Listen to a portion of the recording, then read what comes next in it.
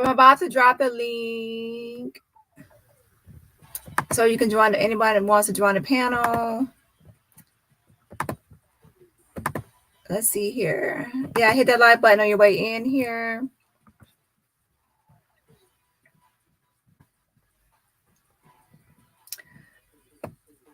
Hit the like button. Okay, so hey, Miss Nola. Hey, welcome back, Gloria. Okay, so you're talking about my live on the other channel. Ciao. Yeah, so go ahead and hit the like button, hit the like button, hit the like button.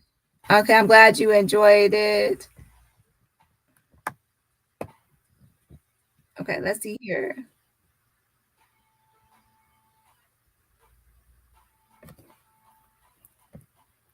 Hey, Jacqueline. Hey. Darlene. Okay, before I add anyone to the panel, I'm going to first go over this one new video of Shanquella's mother, and then I will add you. So, Kim, I see you waiting, and I'm going to add you as soon as I watch a short clip of from Court TV of Shanquella Robinson's mother. But I can actually add you now, but I'm going to start the panel once I finish. Welcome. I'm going to start the panel as soon as I watch this one video. And Aries, thank you so much for but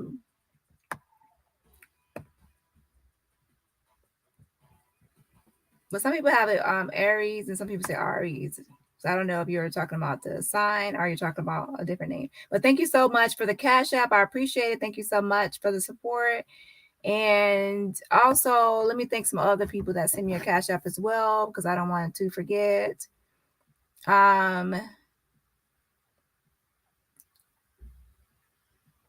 So shout out to for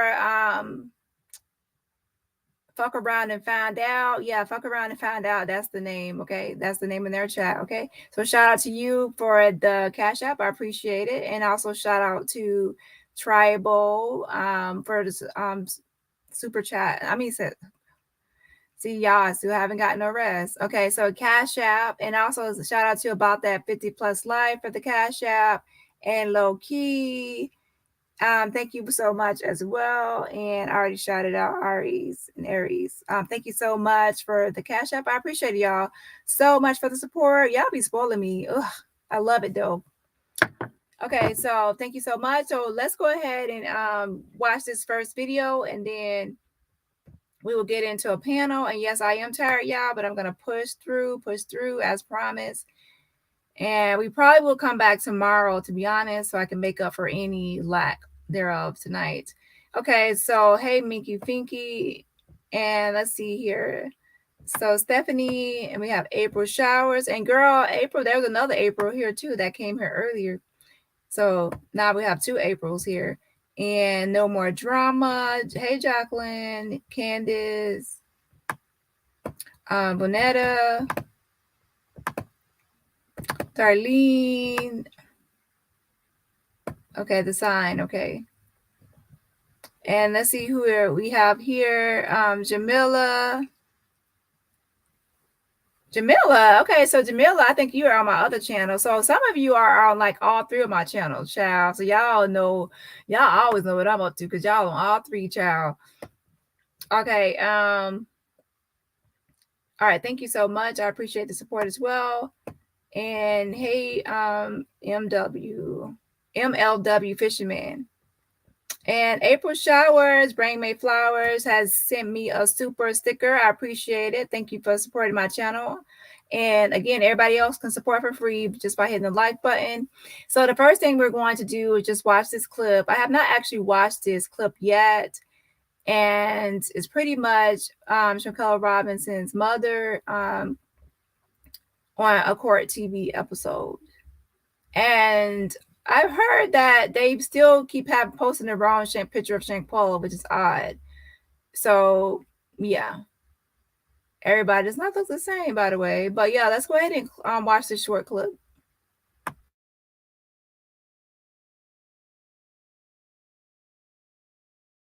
While the investigation still has no conclusion, the story of Shanquella Robinson is going all the way to the White House as her family is seeking justice.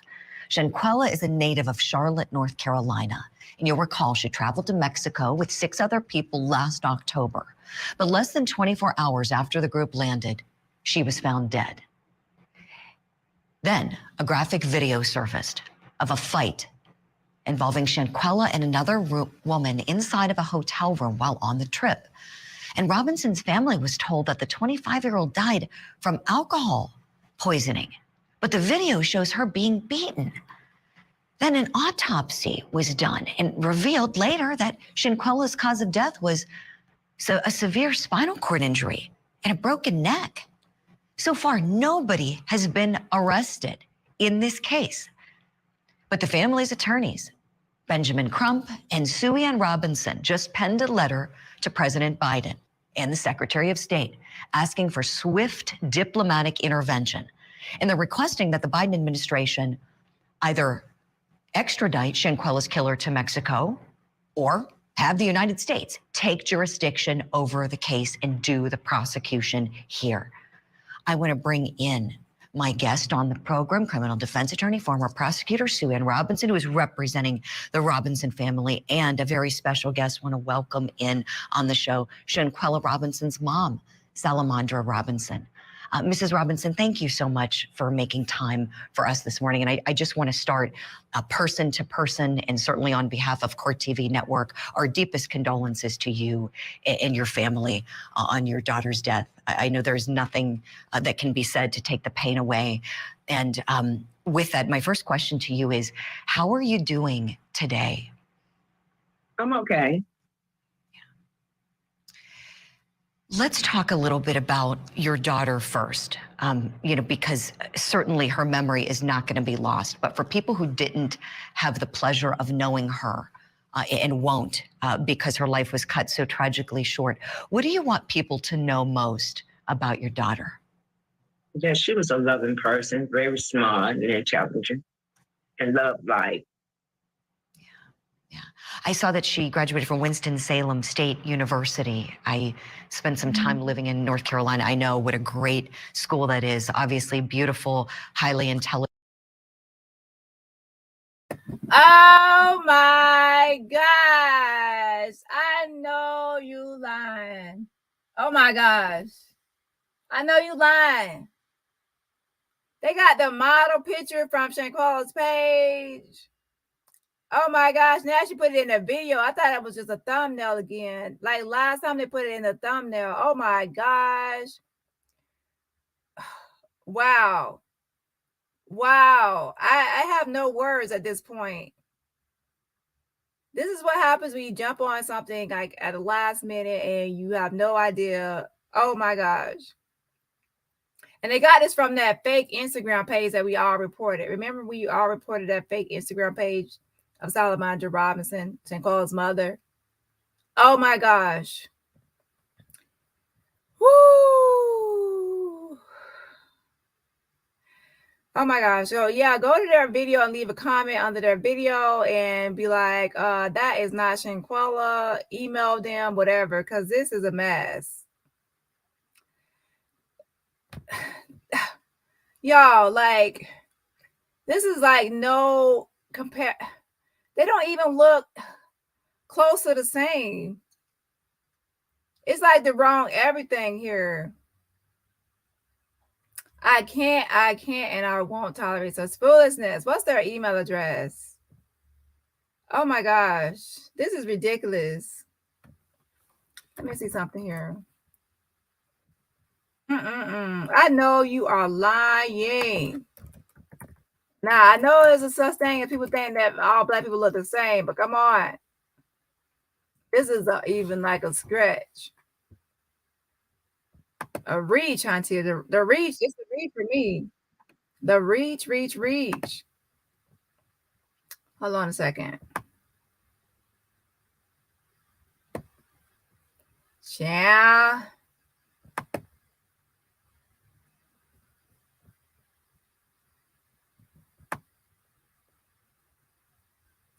So their email, here's an email, child. info@courttv.com. Let me post this. So y'all can send over email, leave a comment or whatever. They need to edit that out. They need to fix it. Retract.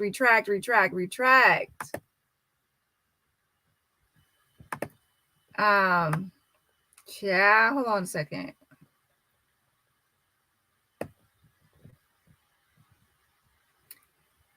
Woo, y'all, okay, Court TV, y'all might be in my new email. I'm tired, but I might send an email tonight to everybody to have y'all need to stop this. This is the second time y'all did this. The second time. First time, like, boom. But the second time, like, y'all just doing too much. Too much. I don't want to take that one off.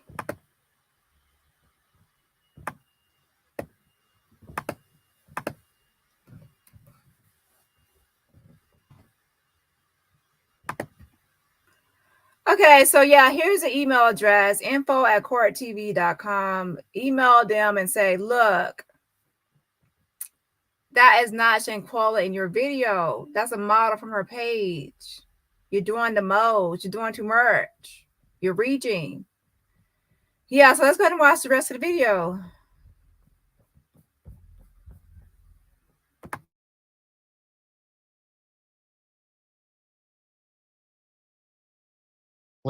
And really had her whole life ahead of her.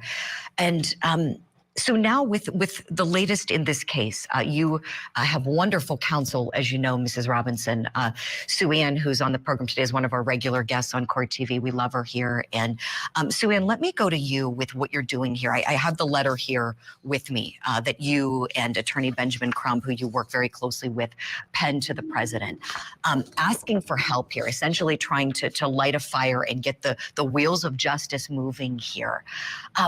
There was somewhat of a response. There was a question asked in a press conference the other day. I want to play this clip, and then I want to speak to you about whether this response is satisfactory.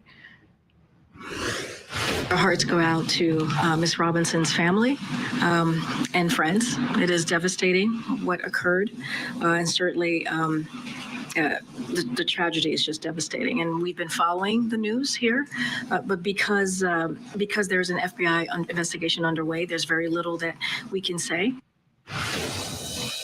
Okay, Sue Ann, what was your reaction when you heard that public response? We're headed in the right direction. This is a case that came from Shanquella Robinson's family essentially charting their own path to justice, because even though we all know that there's victims' rights and that they have the right to be informed on what's happening with the case, they were not being informed on anything.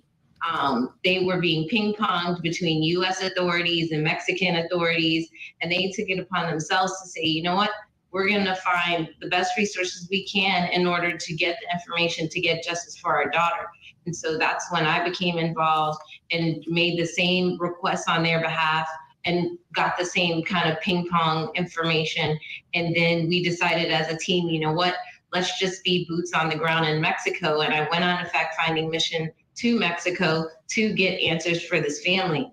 And seeing the White House press secretary have to respond to April Ryan's question about the case is a step in the right direction. Obviously, the response wasn't substantive, but for the White House to obviously have the acknowledgement, they've received the information, they know what's going on. That is the strategy, that's the path that we're on, because we need high-level diplomatic intervention in this case. Heads of state have to talk to heads of state. The head of our federal law enforcement agencies have to talk to the head of the Mexican law enforcement agencies in order to prioritize the case to move it forward. Because this happens to be a case where justice delayed is absolutely going to be justice denied, because every single day, every minute that passes, the evidence is dissipating. The witnesses that are out, their memories are fading, physical evidence is dissipating. So that's what the urgency is in this matter. And, you know, in the letter, we discussed that our clients understand that the United States has many priorities, but obviously transnational criminal cases that involve the death or the murder of United States citizens abroad, we have to show that that won't be tolerated. Exactly, Sue Ann. And it seems that that's part of the problem, right? Because with this incident happening in Mexico, my understanding is Mexican authorities did issue an arrest warrant. But is part of the problem that that person, this is one of Shanquella's travel mates, was the subject of that warrant. Is she back in the United States? Is that the problem, that they can't get her there in Mexico? She's back here, so our authorities may have to get her and take jurisdiction. Do I have that correctly, Sue Ann? Right. There has to be communication between the two countries at a very high level in order for a U.S. citizen to be handed over to Mexican authorities, or for the U.S. federal law enforcement agencies to say, okay, we're going to be taking over this case, or we would like concurrent jurisdiction so we can do our own investigation in Mexico, an investigation here, and then that would result in the prosecution of the responsible party or parties here in the United States. But that wheel has to get going, that work has to be done, and the ball is in the U.S. authorities' court to get it going. Sure.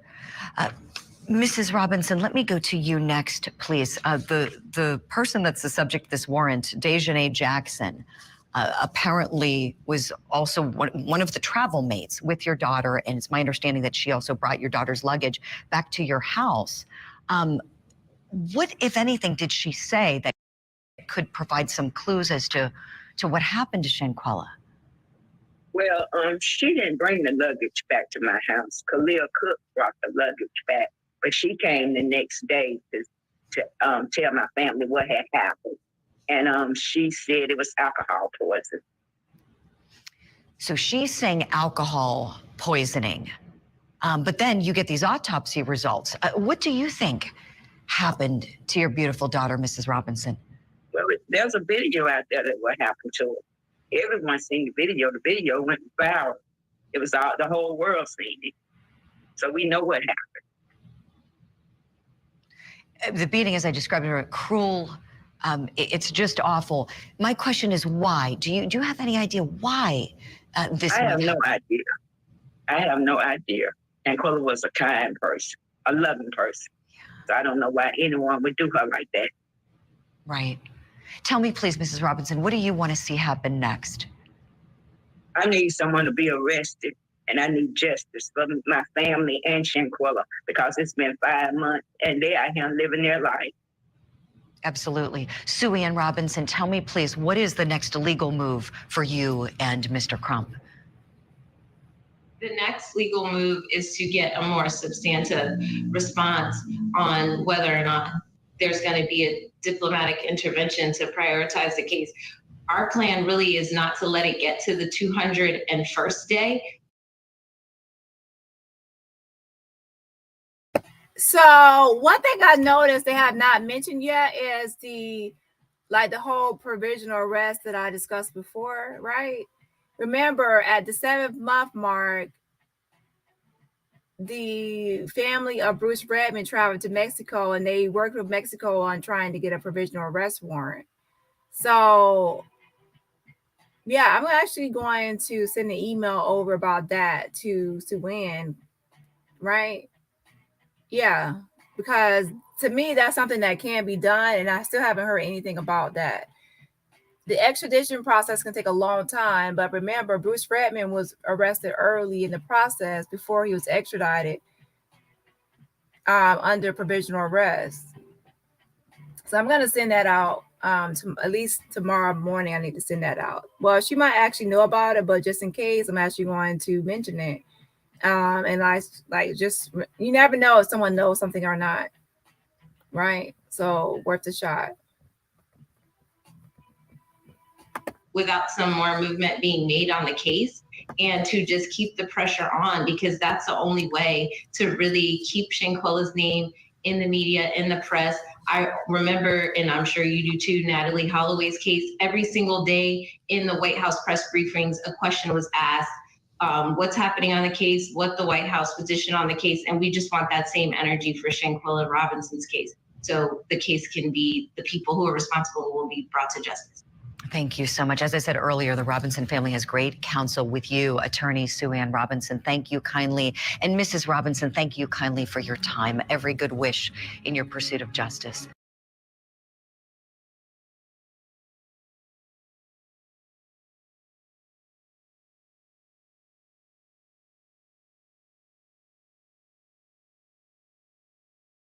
Gloria, have a good night, and I hope you're feeling better tomorrow, Gloria. So yeah, I know you went to bed, and I'm glad you enjoyed the other video on the other channel, child. Okay, so oh yeah, somebody left a comment on my other video, and it was like they're getting sick of me saying child, but like, child, please. Okay, so let's get into so Kim too, welcome to the panel. Feel free to chime in on any topic that we discuss. Everyone can leave comments. And if you ever want to call in, I'm not going to keep my call in line open the whole time, but I have the number pinned. If you actually want to call, just say I want to call, and then I'll chime in. Okay. I don't want to keep it on the whole time, because when people call in a number, they can eavesdrop, child. So I definitely only put it on when someone wants to call in.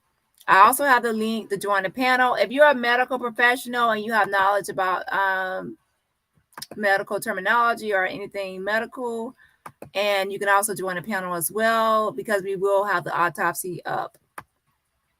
The key thing I want to know tonight is what do you all think? What do y'all think about the autopsy? Like, do you think that she was deceased when the doctor arrived, or do y'all think that she was just unresponsive? Then y'all can sound off in the chat or join the panel to make a discussion. And also, why do you think so, based on the autopsy or other reports that were put out? Hi, can you hear me? Yes. Hi, thank you. Good. Thank you, Dani. Justice for Shanquella Robinson. I just wanted to say I think that she was definitely unalived by the time the doctor was there. I believe that way because when you read the autopsy, it said that her medullus was severed from her body. The medullus is the part of your brain stem that controls your breathing and all of that other stuff. So I definitely agree with the other findings that she was unalived within 15 minutes. The injuries that she sustained were absolutely horrific and very hard to come by.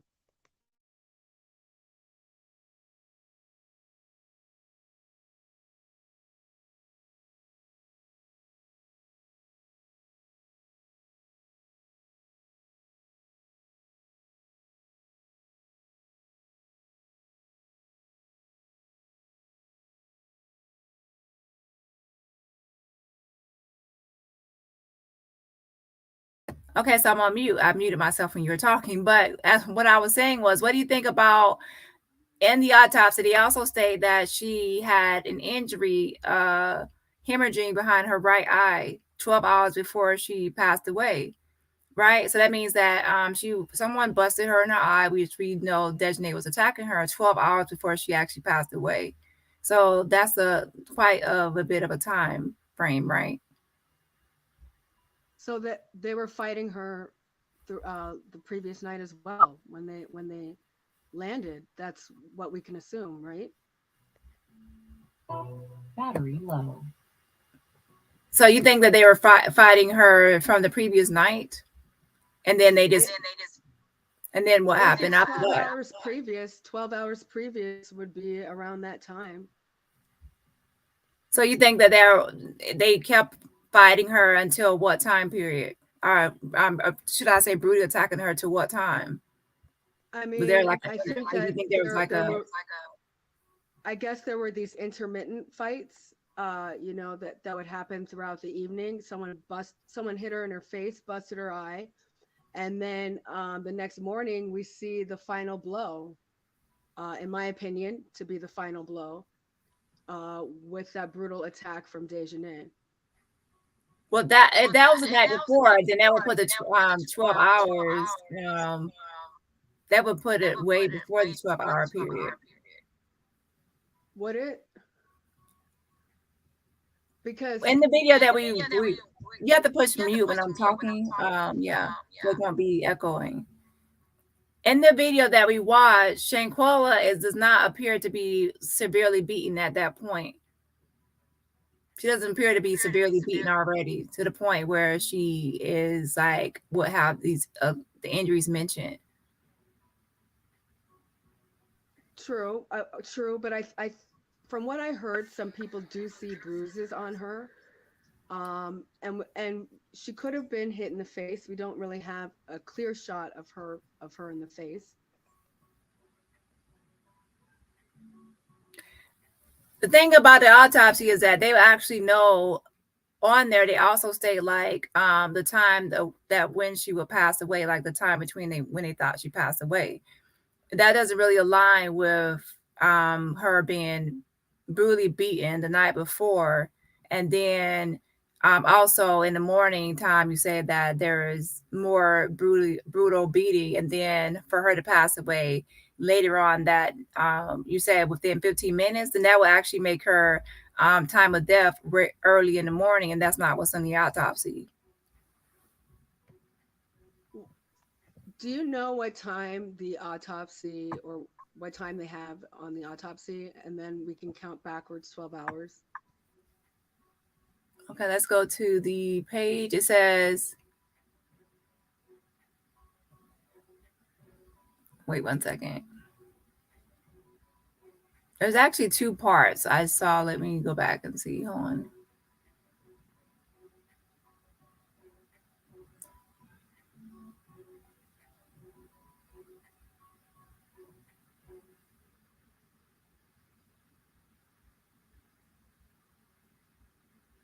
Okay, on here, actually, I think I actually was reading the Charlotte Observer timeline. Yeah, I was reading the Charlotte Observer timeline, not the actual autopsy. So it says time of death on the autopsy. It actually says time of death between 17 to 20 hours when the autopsy was performed. So between 17 to 20 hours before the autopsy was performed. And it says end of the autopsy was 11 hours. Okay, so And then what's let's see 20? here. What's 20 hours counting back? Well, let me actually scroll up to see the actual time when the autopsy started. Because the Charlotte Observer actually did their own timeline of events.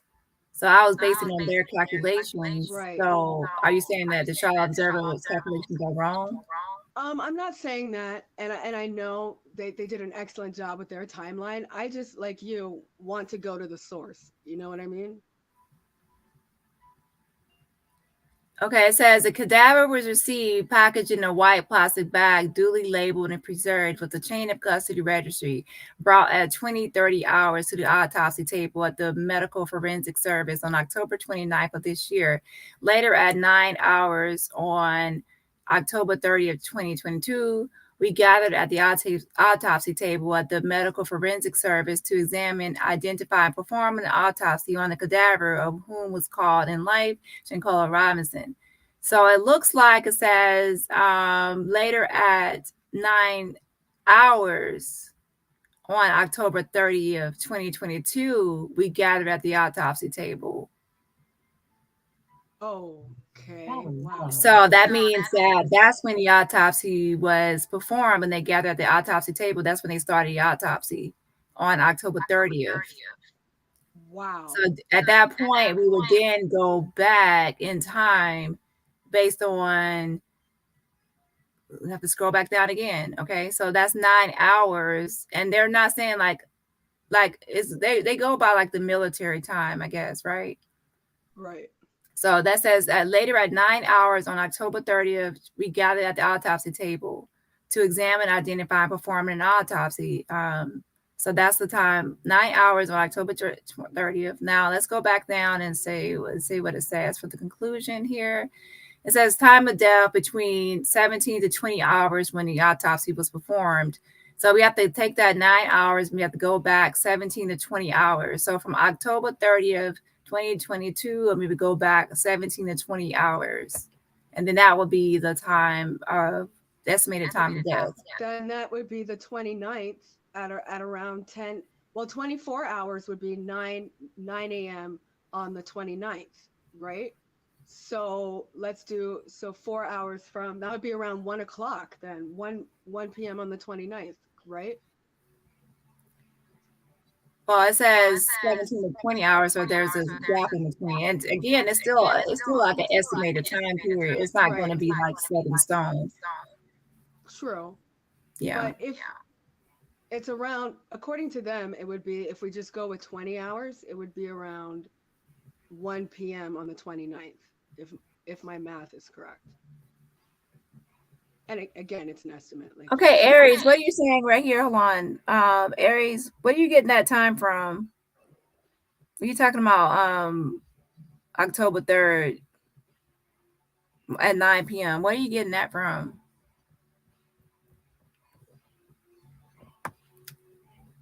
But you know what? I did see somewhere a different date somewhere. Where did I see it?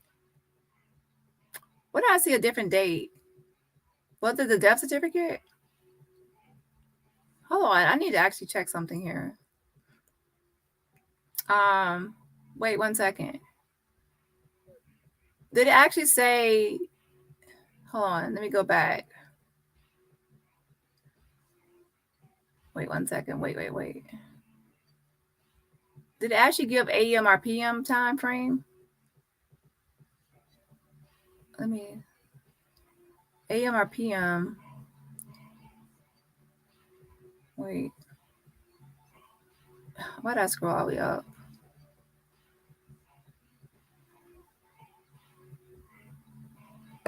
Wait 1 second.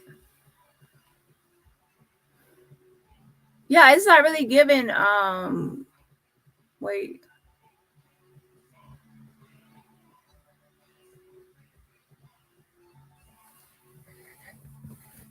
Let me check something here.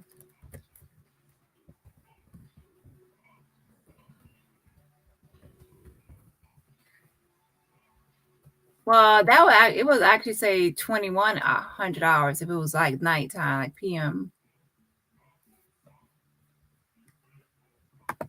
So that must be AM, right?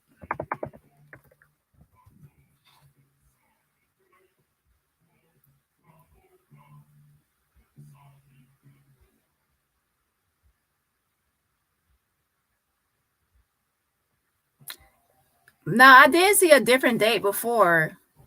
I seen a different date before. I can't remember where I placed it at. No, it wasn't that date, Aries. It definitely was that day, but I did see a different date before. But I would just go by what the autopsy says.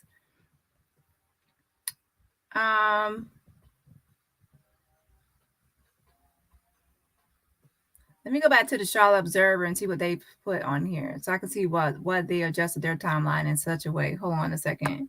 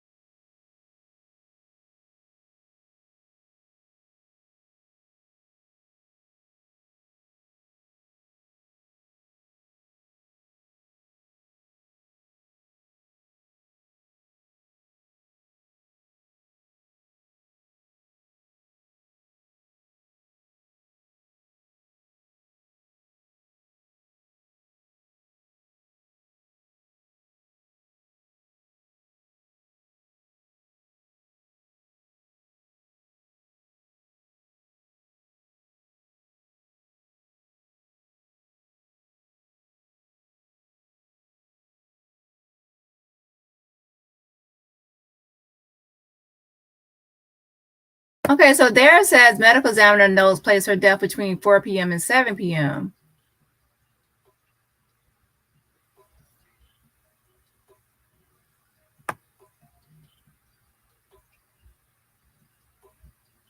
I don't know where they're getting 4 p.m. to 7 p.m. from that time frame.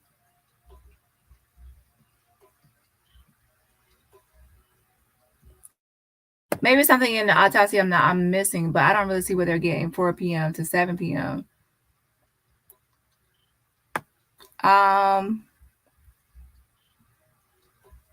Maybe that we're going, yeah, Rod, that's cool that we're talking about the, yeah, okay, they start the autopsy at 9 a.m., but then you go back for 17 to 20 hours. Okay, let's see. I believe that it started that morning between 7 a.m. because she was looking for them to go skinny dipping, yet they was plotting on her. Okay, let's see here.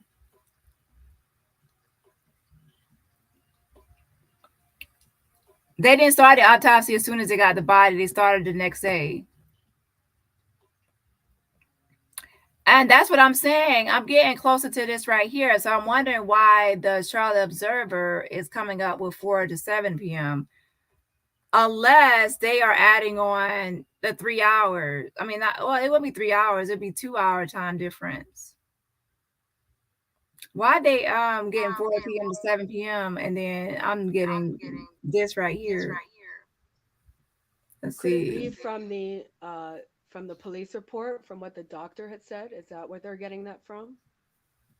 They said medical examiner notes place her death between 4 p.m. and 7 p.m.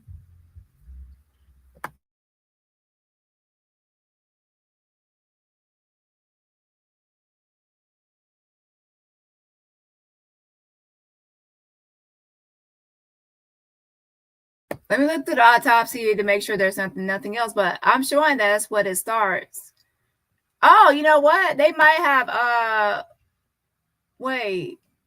They might have went by the other calculation of the first note, which is right here. Hold on. They might have used the wrong date. And what I mean by that is right here, at the top, right here, it says the cadaver was received packaged in a white plastic bag, duly labeled, and then it says brought at 20-30 hours to the autopsy table. So I think that they went by this date right here, probably. I mean, this time frame. Wait, that one makes sense because it says on October 29th of this year. But anyways, there is a discrepancy, I guess, with the Charlotte Observer, but still, even with that, I'm still only coming up with like this 1 to 4 time frame. Yeah. So what? How did you come up with the other one from the autopsy report? Because it says right here it says brought at 20-30 hours to the autopsy table at the medical forensic service on October 29th of this year. Later at 9 a.m. on October 30th, 2022, we gathered at the autopsy table to perform the autopsy. And if you scroll down in the final notes, it says time of death between 17 to 20 hours for when the autopsy was performed. So you take that 9 a.m. and you would go back 17 to 28 hours, and it'll be between those 17 and 20 hours. I think you're calculating it exactly correct. Battery low. Okay, well, in that case, that means that she would have that means she would have survived longer than 15 minutes if she was brutally attacked in the morning time, based on the concierge stating that based on the sun rising and the on the background, right, that she was brutally attacked in the morning. So that means that she would survive past that point. Because remember in the video, when she's getting brutally attacked, that's when we can see the sun rising, the sun there. So that means that was early morning. So that means if she survived between this 1 and 4 p.m. time frame, that means she did not immediately pass away. True. I mean, there were rumors of a second video or an extended version of this video where someone else gives a final blow. But that would mean that when Nazir got there, it was a possible chance that she was still like unresponsive instead of deceased between this time frame, and that she survived. I mean, if she didn't pass away until 1 to 4 p.m., then that means that she survived she survived the early morning attacks that we saw. And I said, some people said that when in the video they actually see the final blow. But what I'm saying is that when someone has Atlas luxation, they can still survive, even though I think that we need to actually review Atlas luxation in more detail, because people have it as like a person, like their head is like just hanging and loose with no stability, when it's actually like an internal part, from my understanding. So I would say Atlas luxation or internal decapitation. Let's see here.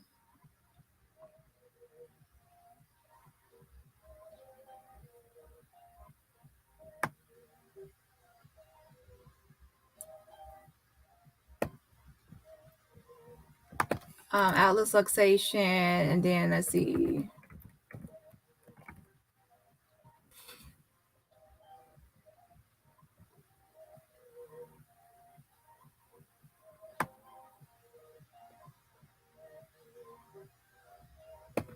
This is a good video. Let me see this one. No, I'm forgetting. It's best to sometimes look up just internal decapitation, because people use that term more often. Internal decapitation. Let me find a quick video on that. I actually played one before, but we can try this video. Let me see here.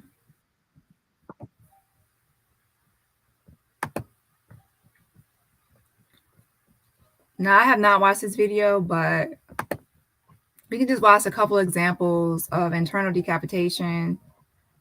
Are calling it a miracle. Welcome back. I'm Carlo Cicchetto. I'm Marcella Lee. A local 17-year-old girl involved in a catastrophic hit-and-run crash was left with a head injury so rare and usually so deadly that most people never even make it to the hospital. Yet she survived. That teen is now communicating with the doctors who helped save her life, and she can move. News 8's Kirsten Holmes is in for us with the story. She joins us live at Palomar Hospital tonight with the incredible medical miracle. Kirsten?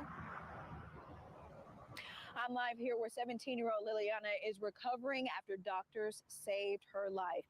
It's called Atlanta occipital dislocation, otherwise known as internal decapitation. It is rare, and surviving it is even rarer. The doctors here and her family say this is a modern-day miracle. She had internal bleeding, and that's all I knew from the beginning. Charmaine Damara, Liliana's mom, says they're lucky. After getting a call at 3:30 Friday morning that her daughter had been in a car crash, she rushed to the hospital. It was so scary. So scary. But like something inside of me, I feel like I have a special connection with her. I just knew she was going to be okay. Liliana was riding with friends when they were broadsided by an SUV that burst into flames in San Marcos. Liliana was in the back seat. The other driver ran away, and deputies are still looking for them. Meanwhile, Liliana suffered several injuries. Breaking a bunch of her ribs, breaking her collarbones, breaking her neck, injuring her spleen. All of these things combined, plus the atlanto-occipital dislocation, which is the internal decapitation. That's where you break the neck away from the head, and the head is basically holding on by muscles, skin. She'll need more surgeries and extensive rehabilitation, but Dr. John Steele at Palomar Hospital and his team are extremely optimistic. It happens rarely that we are fortunate enough to get such a good outcome. This is generally a devastating injury. I've seen 3 patients thrive after it. Generally speaking, they don't even make it to the hospital. She could communicate with us and she could move everything, and that's just outstanding. Lily has gone through a lot. I have great expectations for her. I'm so happy for her family to get this miracle, because that's what it is. She's super outgoing. Anyone that she comes in contact with just loves her. There's not one person that I've ever met that doesn't like her. She gets along with everyone. She's thankful for her daughter's prognosis, but offers this warning for drivers.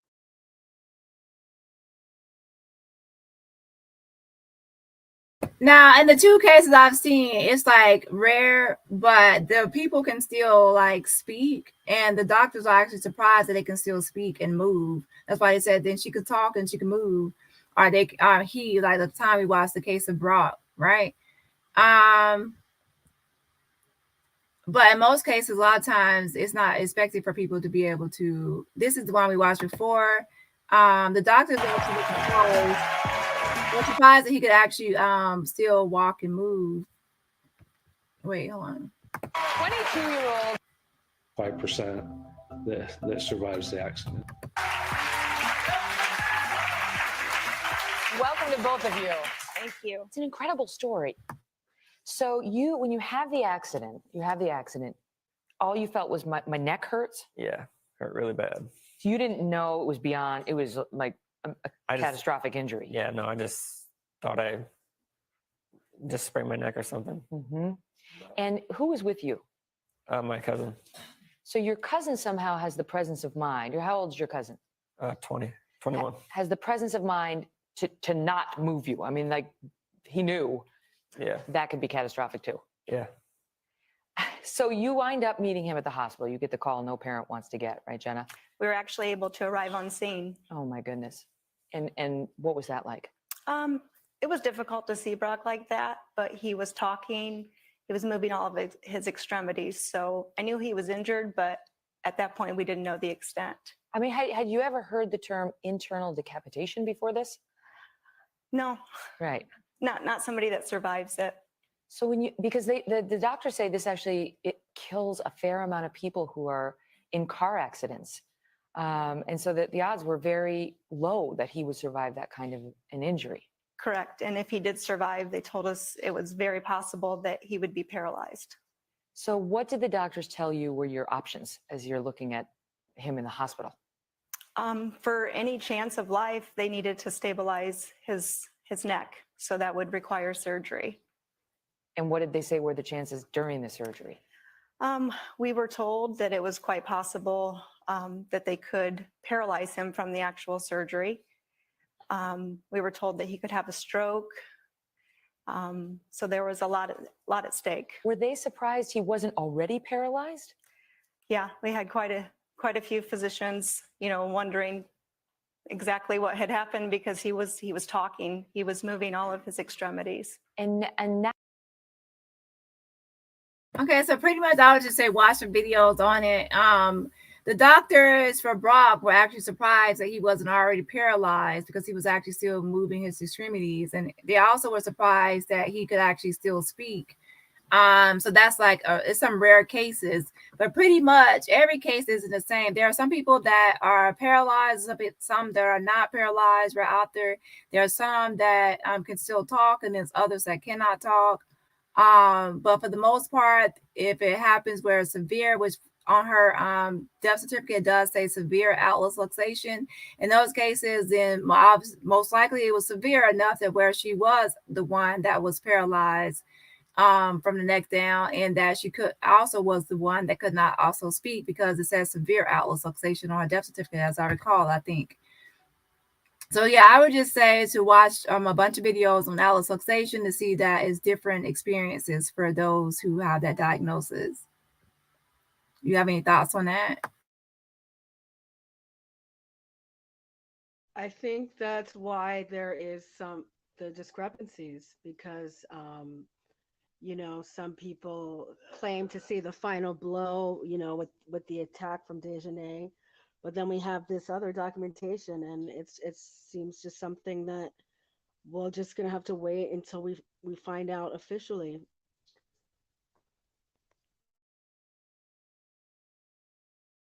Yeah, I think that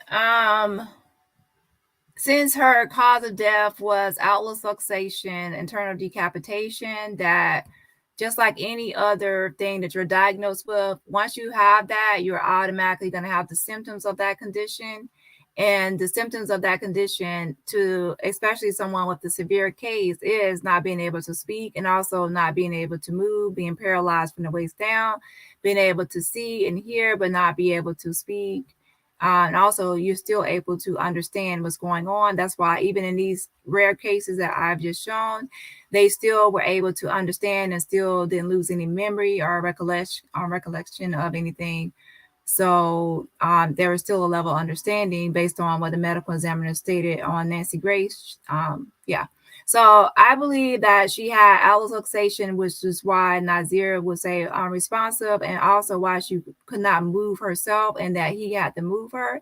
I also believe that him moving her, and then also later the doctor doing all those, like, you know, like when you do CPR about the mouth, you kind of like tilt the head a little bit, not stabilizing her neck during all these things is really what ultimately, I think that she was actually just hanging on for her life.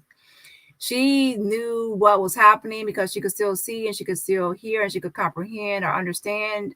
I think that she was fighting for her life and she was really trying to speak to those, like even Nazir and the doctor, to let them know what happened, but due to her condition and state, she could not. And I don't think that she just immediately died. I really do believe that Shanquella was fighting to survive and hang on for as long as possible, but after being moved and not her neck not being stabilized, and also after so much going on, I think that she just succumbed to the injury. And I still believe right now she's fighting, but beyond the grave, like through everybody, trying to make sure that she still gets justice. But that's just my opinion on this. So I don't really think that she passed away within those 15 minutes. According to autopsy, it's they started at 9 a.m. and they said, but she passed away between 17 to 20 hours before that time period. That would be 1 to 4 p.m. on October 29th.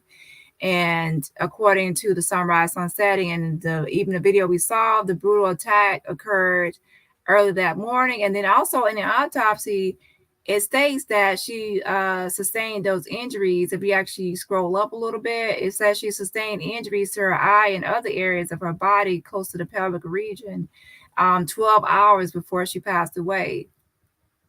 So actually, let's put that into the map of 12 hours before she passed away.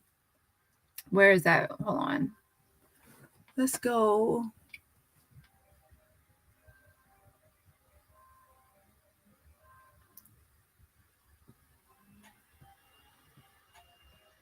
So that would actually make it like really early in the morning, to be honest, if we put that 12-hour. But I don't think the 12 hours is set. I think it's like, let me go back to where it is. Hold on. I said the injury happened more than 12 hours before her death. Interesting. So how do we explain those injuries then? So let's say if it was 1 to 4 p.m., that would put it like 1 a.m. to 4 a.m. And yeah, that doesn't really add up completely right there for that time period. Now it does make sense for the Charlotte Observer, but I'm still trying to figure out how the Charlotte Observer got those numbers they have. And in complete all honesty, they can try to get everything down to the science based on testing and everything, but that's why they would say 17 through 20 hours, right? Is because they don't know the exact time of death, or they don't know the exact precise time, and the person didn't really, they calculate it as best as they can, right?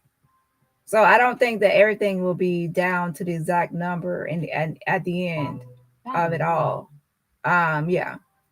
Because usually it will give like the exact time of death, but it says between 17 and 20 hours at the time of the autopsy. Now, could it be possible that, let's go back to what time the autopsy ended, because could they be going by the time the autopsy began or the time it was completed?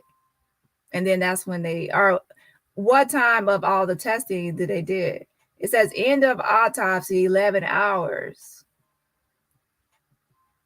So that's 11 a.m. So maybe this is what the Charlotte Observer is going by, adding on additional, that would add on an additional 2 hours though. That would add 2 hours. That would be 2 hours difference. But yeah, they go by the end of the autopsy and they said, well, this is the time when these things happen. To me, it would actually be whatever they use to calculate the time of death. We would know what time they did the testing on that, right? So let's say they went by the end of the autopsy instead of the beginning. That will give a 2-hour time frame difference, right?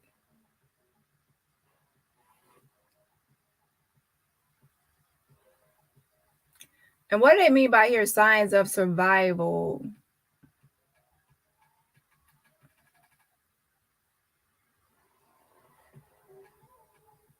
Does anyone know what that means? I saw someone come up, but I don't see them anymore. If you want to come back up, I'll drop the link and you can come back up.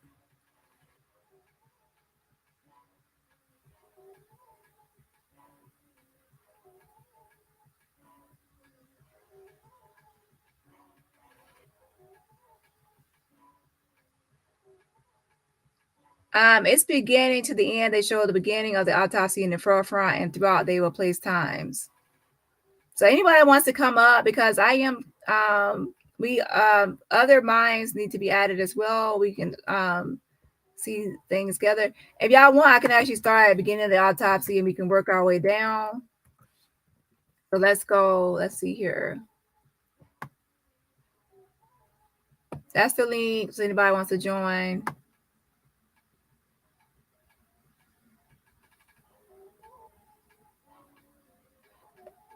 Let's see here. Oh, let me put this. I don't even have it up. Let me put it back up. Wait, here it goes.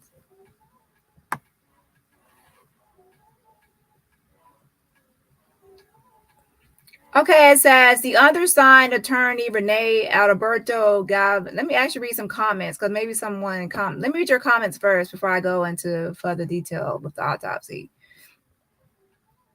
Let me read some comments because I definitely want to make sure it's open chat.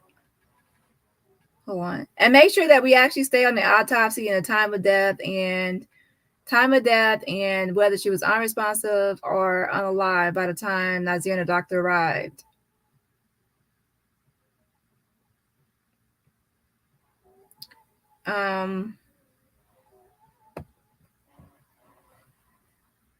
Okay, it says, thank you for welcoming me. I love Dani channel because she does her homework. Yes, yes. Hey, welcome, Vanessa. No more drama, and I had the storm. And you think they wanted her to survive that and she was rushed to the hospital?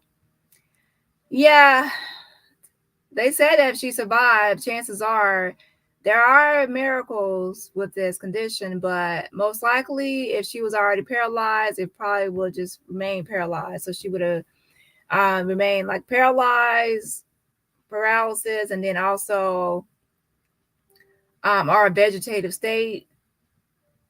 But according to Nazir, she was trying to get words out, and according to the doctor, there was like she mentioned something. It's two different things, translations for what the doctor mentioned about her communication. But that could have been something that probably could have been fixed with the voice.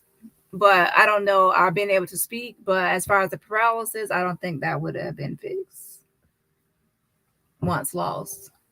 I agree with you as well. Her fighting for her life at the time. Yeah, I think that she was actually hanging on, trying to wait. And do y'all actually pay attention to one thing in the report? Actually, I don't want to get into that today because that's sidetracking. I don't want to sidetrack. Let me stick to here. Battery low. At the end, I'm gonna actually drop it, but I have a thought on. They also had to dress her. That's a lot of movement. Oh yeah, so that definitely, they had to dress her. If you ever had to dress someone or put clothes on someone that is not really helping you, or they're not able to help you dress themselves, but remember, some of them, well, Elise was a CNA, right? And CNAs definitely have to have training in dressing people that are unable to dress themselves. And yeah, you definitely have to be careful when you're doing that. And you definitely, when you're dressing somebody that cannot dress themselves and their body is like pretty much stiff and they're like really rigid, should I say? They're not really helping, or they can't help. That's actually it's not that easy. So it has to be done with care. Not even an official statement. I get these things take time, but come on. Yeah, it's slow progress.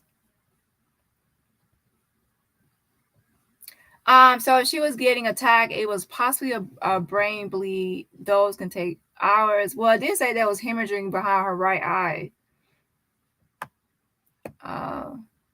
But there's also some other injuries too. It's like the whole autopsy. Hey Zeus, hey. Is there a call in? If you actually want to call in, I can set it up. Hold on. Did anyone try to call the number? So Margot wants me to set that up.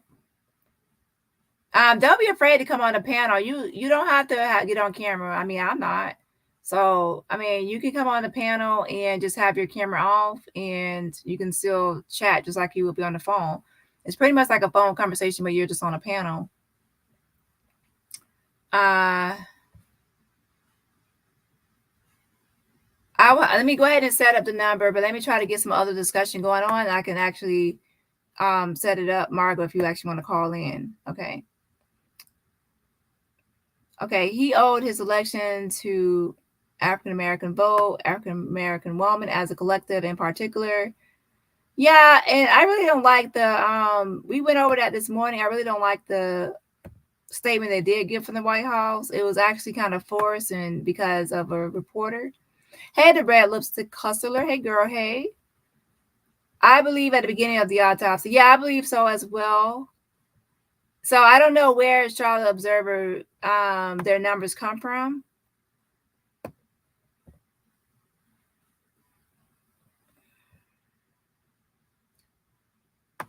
It's from the beginning to the end, so I already read that, Margot. Okay.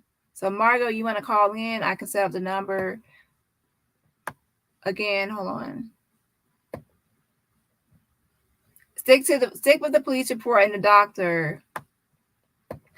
Well, I think the doctor, I think that's Shanquella passed away, and then the doctor kept on. I think the doctor tried to revive her after she passed away. So I believe that Shanquella was unresponsive when the doctor got there, but then she passed away, right? And then the doctor was trying to revive her or bring her back, if that makes sense. So let's see. Cabo 6 just needs the narrative to say she passed away in front of the doctor, not after the attack.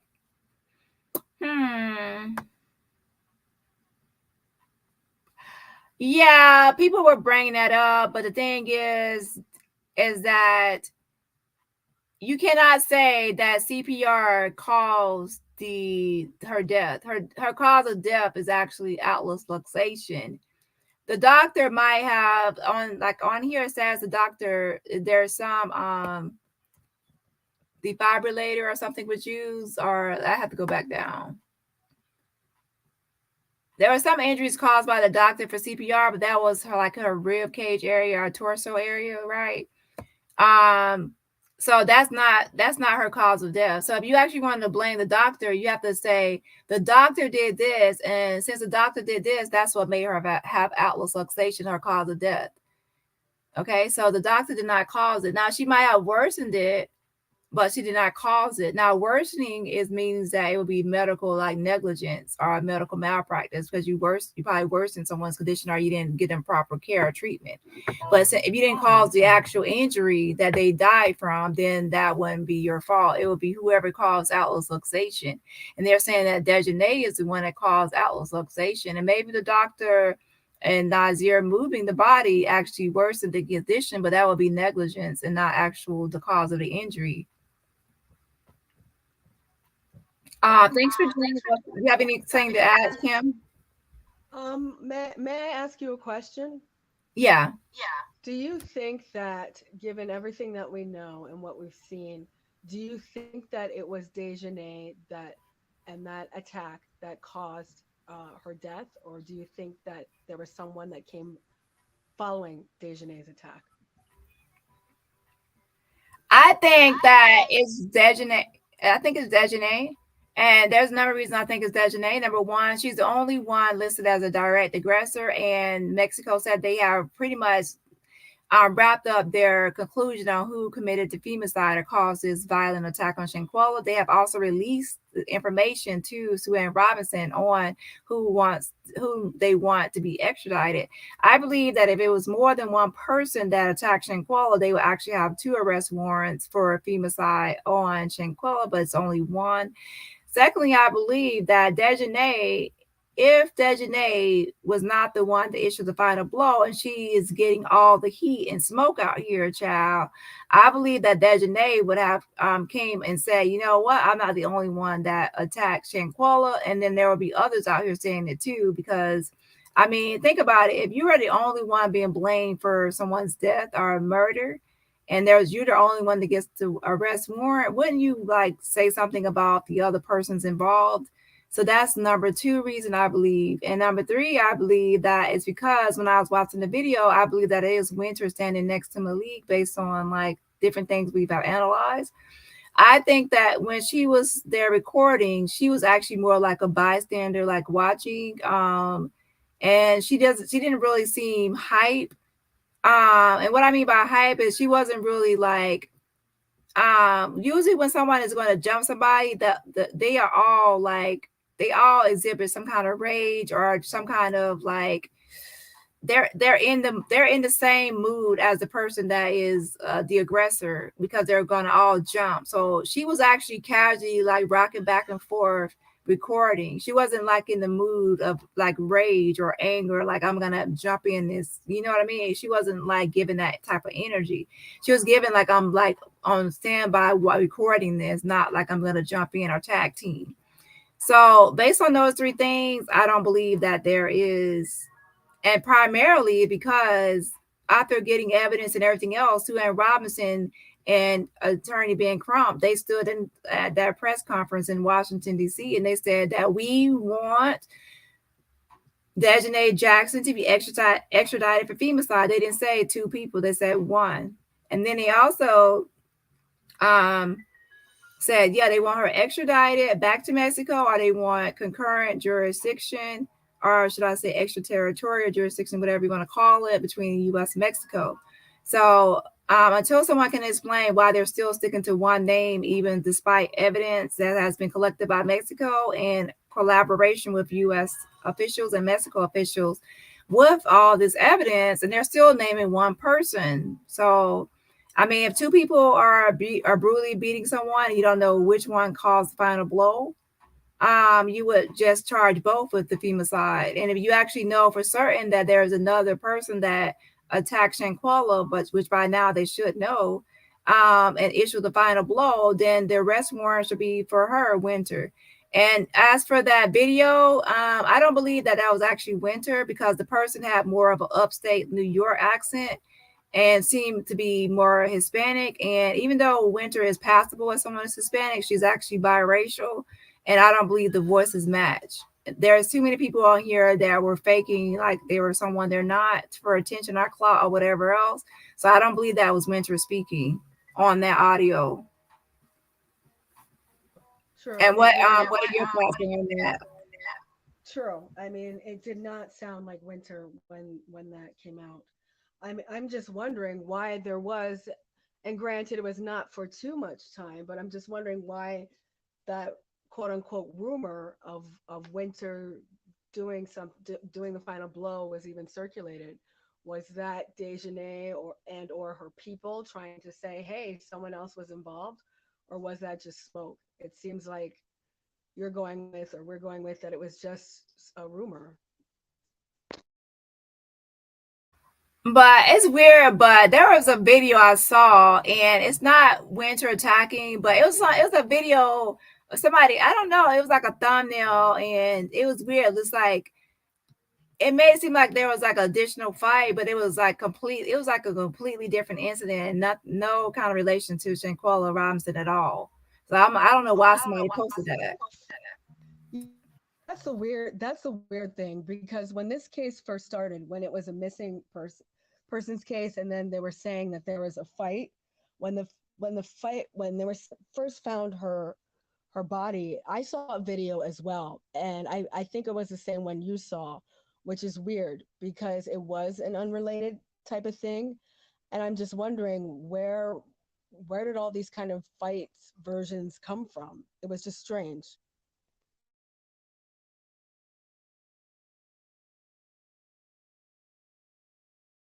I have no idea where it came from, but there was so much misinformation spread at the very beginning of this that I have no idea. But I do know I saw some kind of fight video, and it had nothing to do with Shanquella at all. And I don't know. And I also saw like a picture before of a mugshot, and it was not even Dejanae, it was somebody else. There was a lot of stuff going on at that time.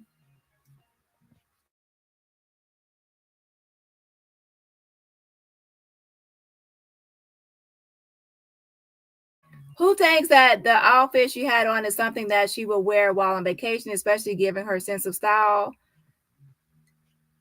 It could have been somebody else's clothes. I don't know, but that's what's showing in the autopsy as her clothing. And actually, when somebody panned to the right and saw what Winter was wearing, it was also something most people wouldn't pack. Like, child, if I go on vacation, I'm gonna have like from my like what I'm gonna sleep in, my nightwear and everything is gonna be something probably new and whatever else. But some people, I guess you're just going for the weekend and just, I don't know. But yeah, so that's what she is, the same thing as described in the autopsy. Go ahead, Kim. I was just saying, and if I'm straying, just let me know.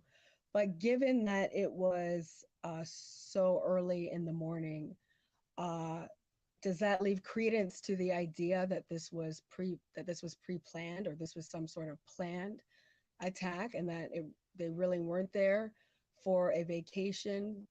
Dejanae wanted to unalive Shanquella for her birthday. That was her birthday present to herself. Uh, does that seem like it gives some credence to that?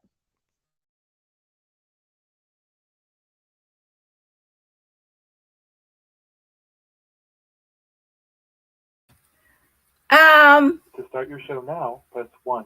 To hear important... I don't think that calling back into a live show. We are reconnecting you now. I don't think that it was premeditated at all. As far as unaliving Shanquella, I think that it was Dejanae was heated because Shanquella probably said things that she didn't like. You know how she said, what did she say? Like, you skip leg day or you skip something day. Like, she's the type of person that makes probably jokes, and then it's all in fun, but then some people can be sensitive. So I believe that she says things that are like jokingly, but then she takes it seriously because she's probably sensitive about certain things about herself.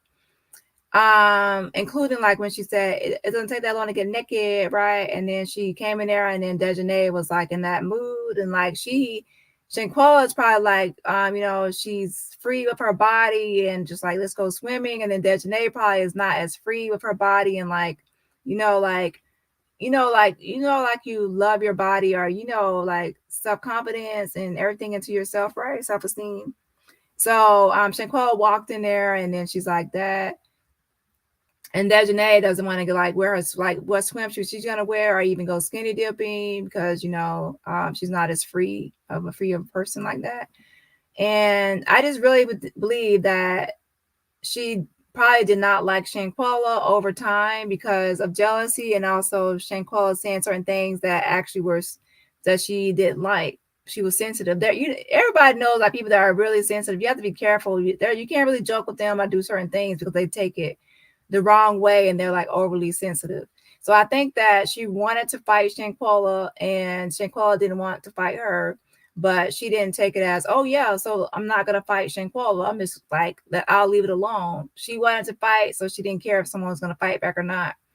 Remember in this report, let's go to one line that I wanted to talk about is when she called the concierge. When she texted the concierge, Dejanae. Let's go to it. Hold on. The statement from the concierge. Where is it?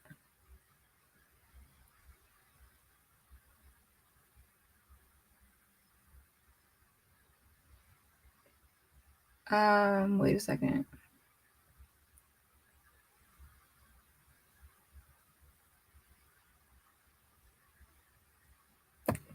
Okay, the next day at 13:50 or 13:52 hours, I received a text message from the main guest, Miss Jackson, asking me if I am available and which was the nearest medical service. I greeted her and asked her how I could support her and if she was looking for a hospital. She answered yes. I think my friend has alcohol poisoning and needs emergency service and someone to speak or translate in Spanish for us. Now, let me pause this really quick. It says, I think my friend has alcohol poisoning. So she is the one that put this out into the atmosphere. Okay. She started this whole alcohol poisoning and needs emergency service. Now, I don't like Dejanae, but she did actually say to the concierge that and needs emergency service. Okay. Now she lied about the alcohol poisoning. She neglected to say that she brutally attacked Shanquella. Okay. But she did state here that she needs emergency service. Okay. If someone planned it on, like it's premeditated to unalive her, she would not have said emergency service in this sentence. She would leave it as, I think my friend's alcohol poisoning and like whatever else. But she said emergency service, that will actually speed up getting Shanquella help. Now, here's the thing.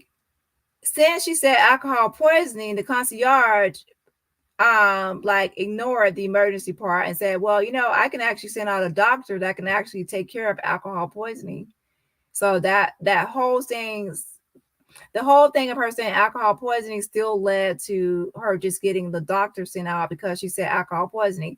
If she has told the truth and said, I think my friend is unresponsive because she was brutally attacked by me. I busted her eye, threw her by her neck, I busted her lip, I brutally and savagely beat her for a long time. And now she's unresponsive and she needs emergency help. Then the concierge would have said, oh, wow, you probably need security there. You need police there. You need emergency service. You need all of that, right? So she still lied to the concierge either way, but for the fact that she said she need emergency service, usually if I want someone to like be unalive, like and pass away, I wouldn't say emergency help for that person. So what are your thoughts on that? True. So how come that she didn't go to the hospital?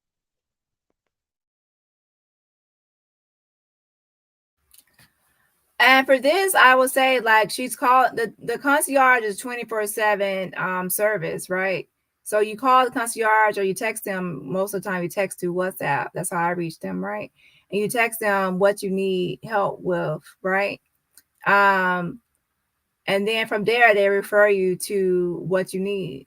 So in this case, if she said this right here, alcohol poisoning and needs emergency care or service, the concierge should then send emergency service, right? However, it goes down to say that since the she said alcohol poisoning, she's trying to trick the concierge because now they're thinking, well, I can just send out a doctor that can actually just probably give an IV or something, right? It's that. Let's continue on.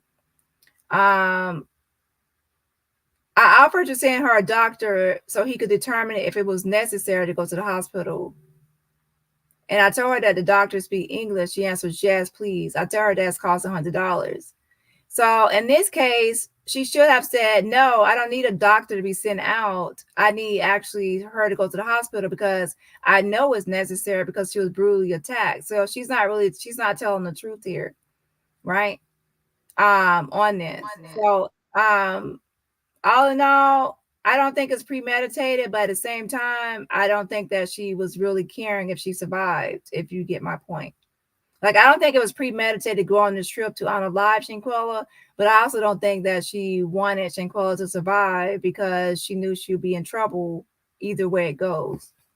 Even if Shanquella survived, she would be in trouble for like aggravated battery and whatever injury she sustained. And if she passed away, then she could probably lie and say it was alcohol poisoning. So I don't really think that I think that she was going through the motion. Like if you actually don't make any calls or attempts to save someone, then that can be like kind of suspicious, right? But if you actually try to pretend like you're making an attempt, a half-ass one, should I say, you can try to like, oh well, I tried to get her help like that. But you're not really getting the person help because you're not really telling the truth about their true condition. That's why the time of death can be so critical, because if she if pass is passing away or starting to pass away at around 1 p.m., then Dejanae looks like she is responding to the emergency within a timely fashion.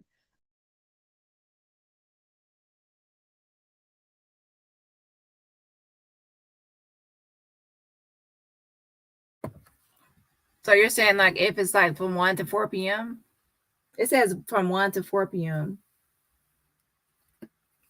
Oh, you're saying like if it's on the minimum, like the 1 p.m. time, then it makes it look like he's responding timely. To me, that's not really necessarily because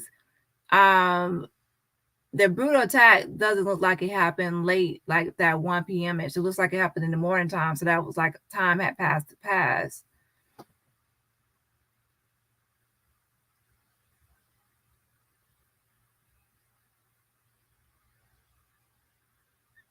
And if they're saying that she had a busted eye 12 hours before she passed away, that means that the brutal attacks started early. Maybe, you know what? Maybe it actually started early in the morning, right? And then, like you said, they probably kept fighting. Let's say that the brutal attack actually happened like that between 1 a.m. and 4 a.m. in the morning, right? And then that's how she sustained some of her injuries.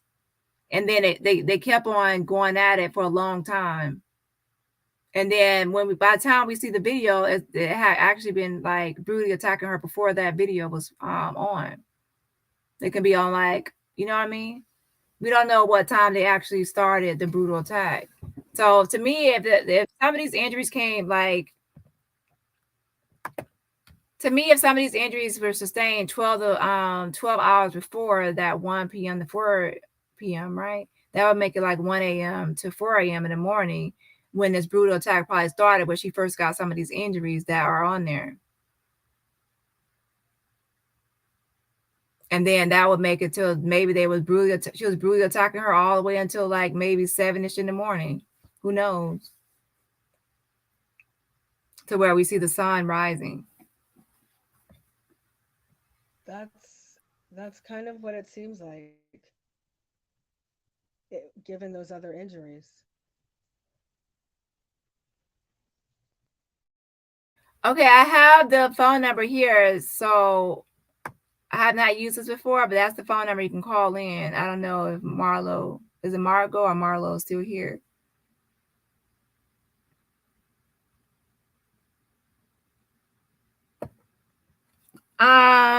Mundi says, where did the story of Winter making 911 call come from?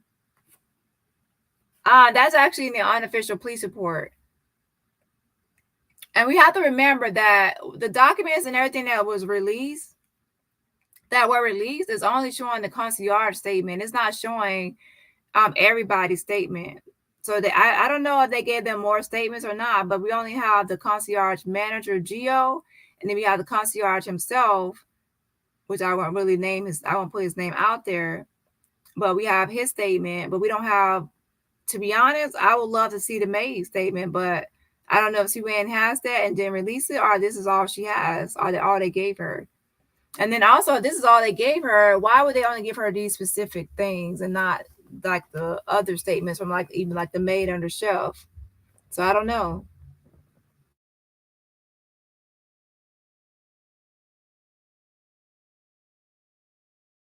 But I would think that if you go to Mexico, you will get also the official police report. So I wonder if she has that or not.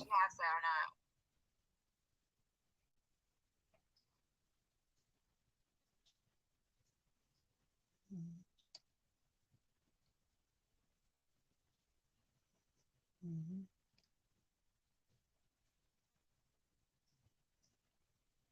Okay, I have the call-in number, but no one's gonna call in. That I want to shut it off.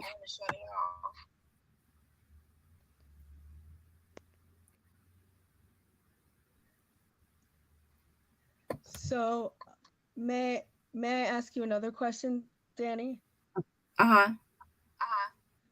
So it said from my recollection that the doctor said that Shanquella needed to go to the hospital, but that her friends were checking the insurance.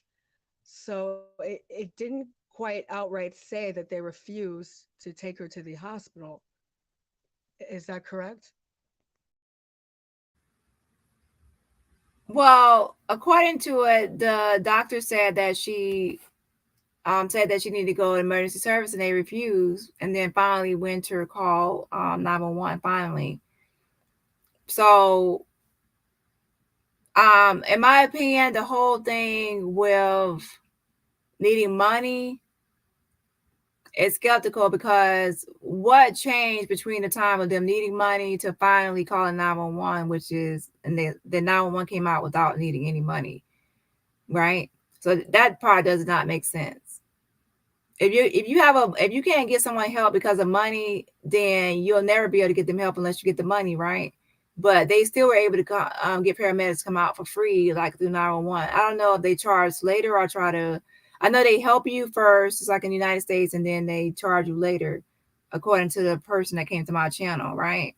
Medical examiner. So to me, that's just an excuse to say that you needed money to get her help. And I mean, to me, if my friend is in need of emergency service or she's about to lose her life, I'm going to call 911. I'm going to not worry about the cost of things, and I'm going to like get her help, right? A lot of times it's not like, oh, you need money up front. They're going to help you. I mean, just like 911 came out, right? But it was too late. What are your thoughts on it?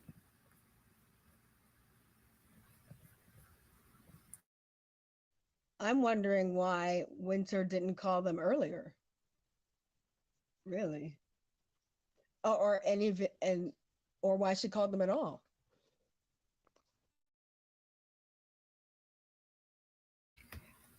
I believe, to be honest, that it's kind of like this. You have to go through the motions. Once you already know, if you actually really want to get Shanquella help, you will get her help as soon as you realize that she's injured and having difficulties.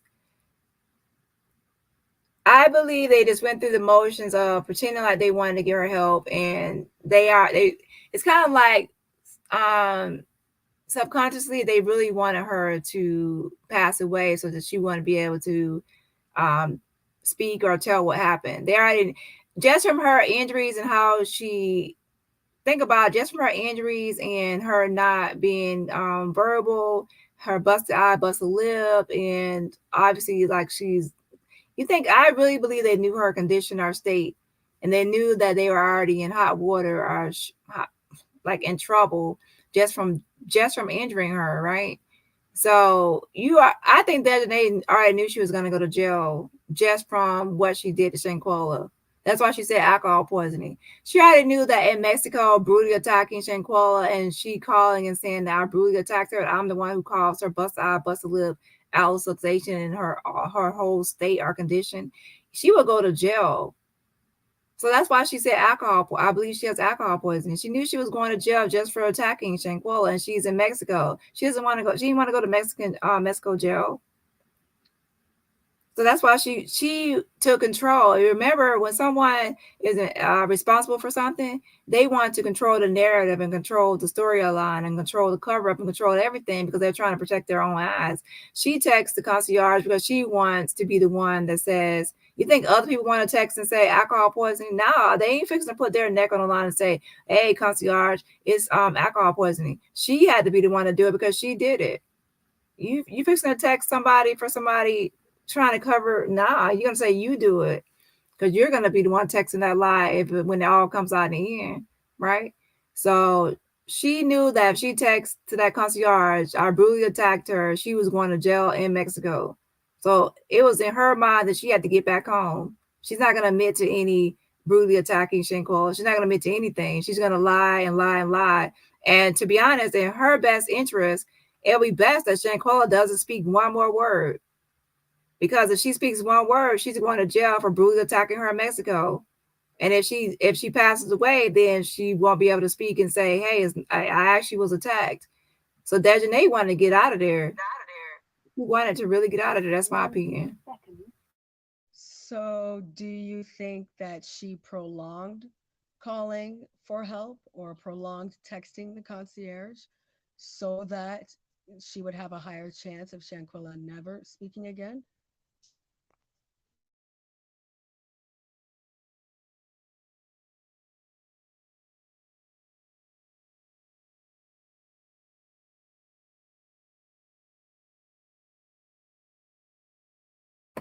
Wait, so was I on mute? Was I on mute just this whole time, or you heard me? I did not hear you.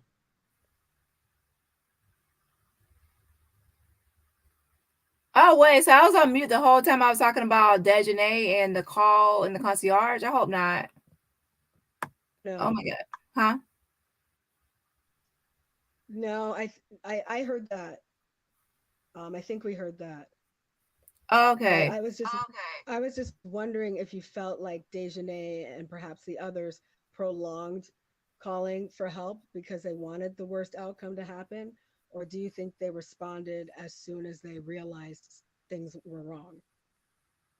She prolonged it because automatically she was going to go to jail. As soon as anybody in Mexico found out that she brutally attacked Shanquella and busted her lip, and gave her that whole condition of bust eye, bust a lip, nodding her head, all that condition. As soon as the police found out, Dejanae knew she was going to jail. So, like, if you already know you're going to jail in Mexico and you're not going to be going back home to the United States for everybody else you're with, what are you going to do? You're going to try to avoid going to jail. If Shanquella speaks and says what's going on, she's going to jail. If Shanquella passes away, she can try to say alcohol poisoning, right?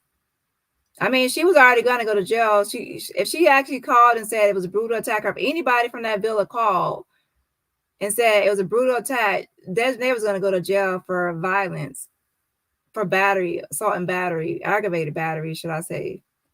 She was going to jail. That's why nobody from that villa could call and say what really happened, because Dejanae was telling them, look, if you call and tell them that I brutally attacked Shanquella, I'm going to jail in Mexico. And those are her friends there. You think they're going to call and text and say, yeah, if she brutally attacked her, and they know Dejanae's going to jail?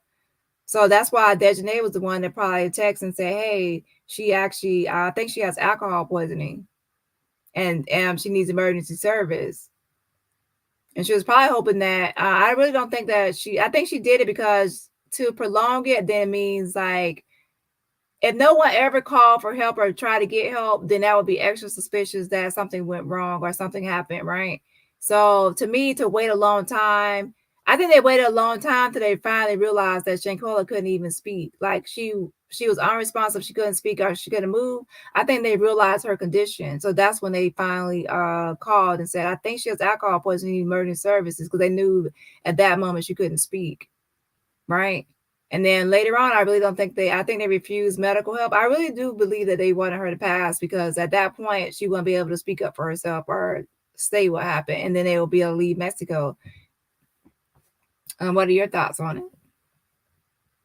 Yeah, yes, absolutely. I mean, I think they purposefully and intentionally waited to get help, whether or not I think they may have even just left her after that attack and just, when they found out, they may have even waited longer just to make sure that she was never going to speak again, which, leads us to, what did Nazir walk into? What was his knowledge, and what did he realize, and when did he realize what actually was going on? I think, let me go through some comments as well too. I think that Nazir, I'm going to drop the link again if anybody wants to come up. I think Nazir was suspicious, to be honest. of something happening beyond what they said.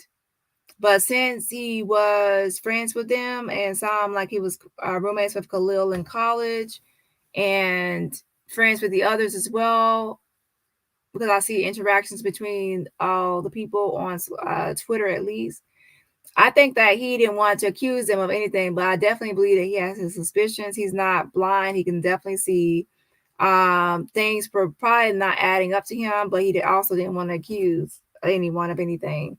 I mean, if I went on a trip and I got there and let's say I was him and I went in there and then they said everybody, now think about it, it's not just one person saying alcohol poisoning. You get there and one person might say alcohol poisoning, everybody else is not saying anything against it. So now you have 5 people against you, and then all 5 people are saying alcohol poisoning, alcohol poisoning, alcohol poisoning, alcohol poisoning, and then you're looking like you see the bust eye in these things, but then now you have to turn around and look at all 5 people and say, what did y'all do to her? Like, you will now have to accuse them of doing something, even though they told you alcohol poisoning. You have to now accuse your so-called friends of alcohol poisoning. So I don't really think, I think he was suspicious, but I don't think he wanted to turn around to all 5 people and say, y'all all are lying. Y'all, all 5 of y'all are lying. This is more than alcohol poisoning. What happened? So I don't think he wanted to make accusations. And I mean, he probably thought that they were cool with Shanquella too, and that how dare can I accuse them of doing something to Shanquella when they are cool with her too? And then, like, once it's said, the accusation is said, it's said. So I really think that he did know that something was off, but he didn't want to accuse. I totally get what you're saying, and I totally get his position. I totally understand it. I mean, that's a really, really tough accusation. I mean, that's a big thing to accuse someone of. And it's not something that you can fly, or you can't really fly that term around saying, hey, you unalive someone without evidence. So I totally understand his position. I know that there are some people out there who expect him to have done more, but I'm just like, well, what could he have done? I think, given the information and the situation that he walked into, and everyone, like you said, saying this, I mean, it's reasonable. His actions are very reasonable.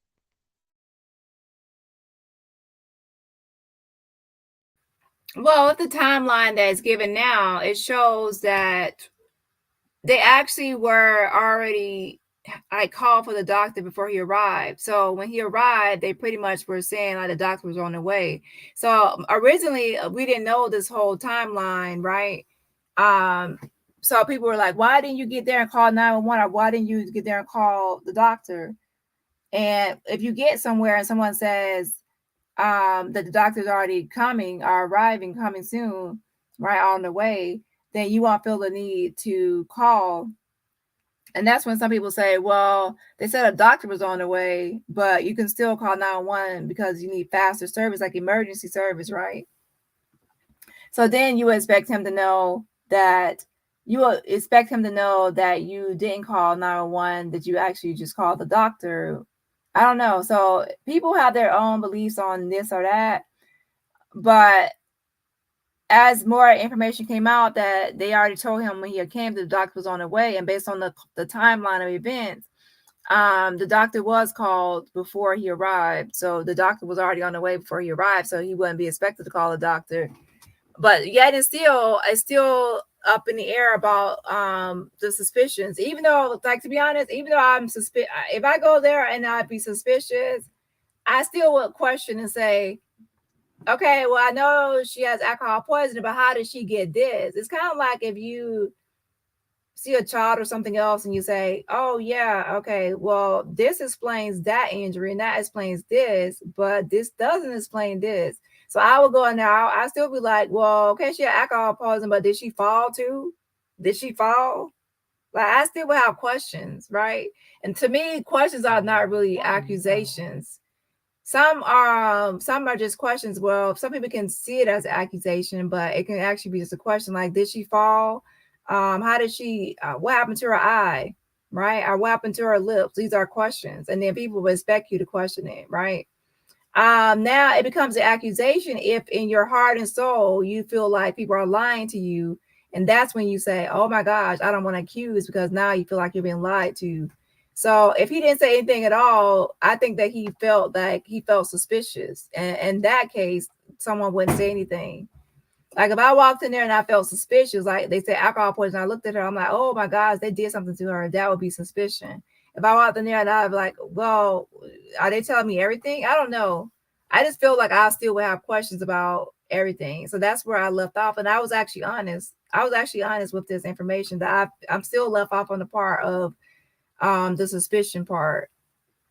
Right? Because I know that most people will question why someone has these conditions when they first arrive. If they don't say anything, then they don't want to make accusations. Yeah. Did he not say anything, or did he ask and they explained it away by saying, oh, she fell when she was drunk? Or do we know? I did ask that question, but I have not received the answer yet. In my opinion, I do believe that he was suspicious, but I'm not going to speak for him. But I do believe that he was suspicious.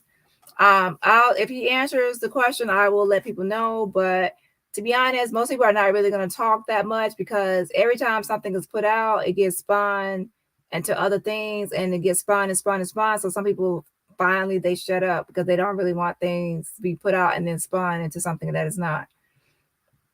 Right. But to me, it's like human inclination to be suspicious or question things that are not what you were told. Like if you told someone has alcohol poisoning, you would question why they have these other signs. So to me, suspicion is even without asking somebody, I know that someone will be suspicious, because let someone send a child home from school, and they come home and let's say the doctor said they had a cold, but they come home with a busted eye, a busted lip, and a knot on their head. And you're like, oh, wait, you said they had a cold, but hold on now. Where are these other things coming from? You would pick up that phone real quick, like, you're not really going to make an accusation, but you're going to be questioning, like, okay, that they have a cold, but what about the eye injury? What about the head injury? What about the lip injury? Things are not adding up, right? Going back to his timeline, we do find out that Dejanae wrote his name on the sign-in sheet, and I know the sign-in sheet has broached a lot of, I guess, it's broached a lot of controversy, because Nazir says that he was not there during the check-in, and yet his name is on the sign-in sheet.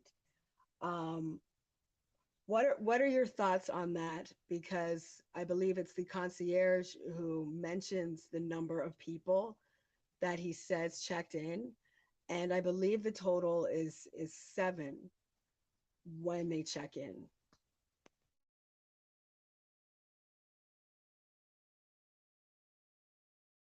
Anisha, we already went over the military time. I've already stated that 2100. Are you talking to me? I already said 2100 is will be 9 p.m. So I don't know who you're referring to, but I've already stated the time.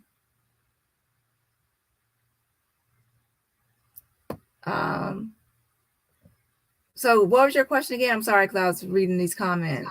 Okay, just going back to Nazir and his timeline, we find out later in the report that Dejanae wrote Nazir's name on the sign-in sheet, but yet that sign-in sheet is used to justify that Nazir was actually there on the 28th.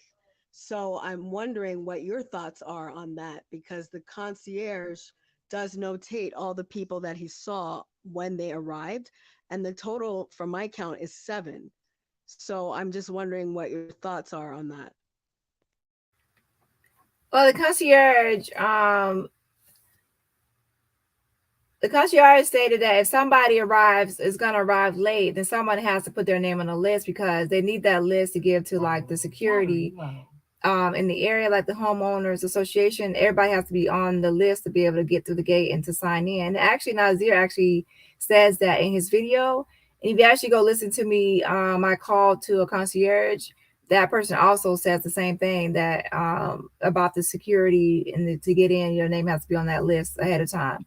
And it's kind of like a lot of times you have a reservation and somebody's running late, you'll say, yeah, you want to say party of 5, you'll say party of 6 if somebody's running late and there's a 6th person. That way they'll still have their seat available when they get there. It's kind of the same thing. Everybody that stays there has to be on the list. That's what the concierge said, right? And so yeah, I believe that she signed his name. She had to put his name down because she's like, they said that she's the main guest, so she's like in charge. So she put his name on the list as the person that was actually going to arrive late. But when he counts the number of people, he counts 7.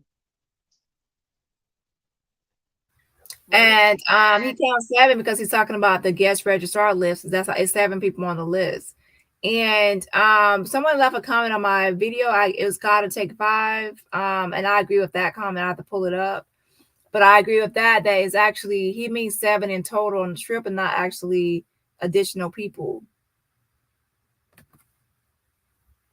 When Dejanae arrives, he said that 3 people, he said that along with Dejanae, there were, well, including Dejanae, there were 3 women and 2 men. And then there were already 2 who were already there. So he physically counts out 7, if I'm reading his report correctly.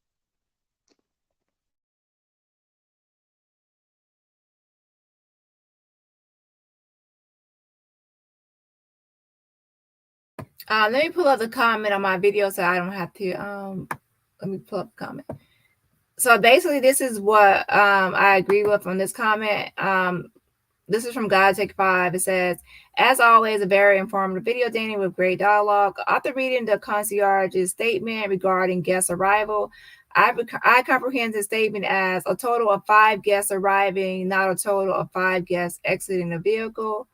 The concierge also stated, although he was told by the chef a couple had arrived early, he only saw one male, of which he had described as one of the guests already included in the party of 5.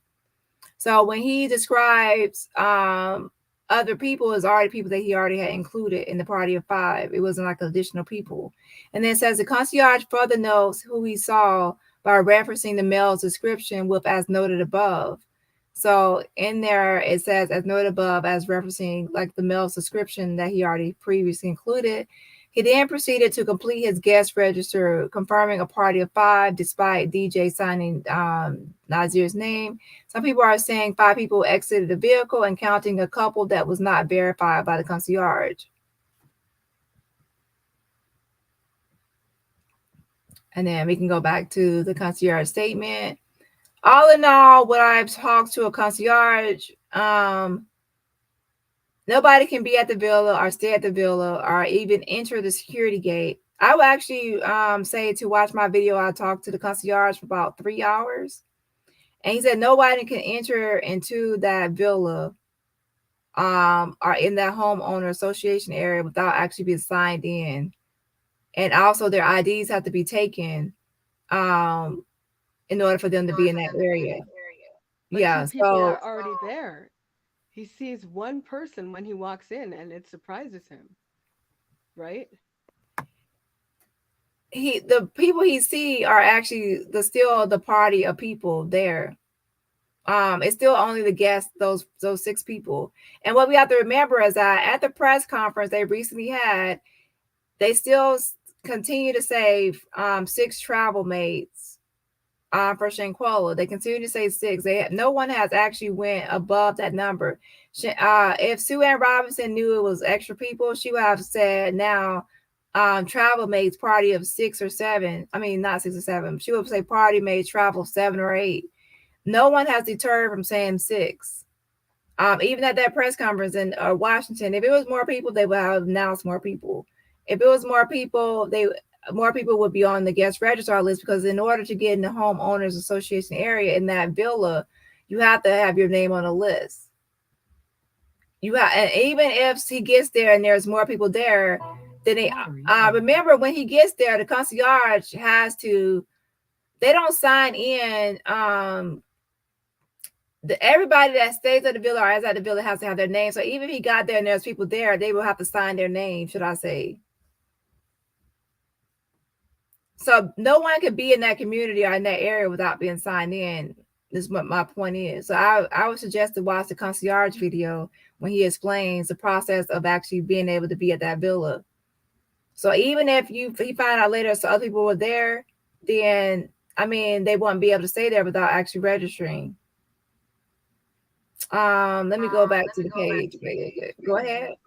There is that, because there is that spot where number 1 is skipped, and some allege that, oh, there was a name there that was whited out. Why would you start signing on number 2?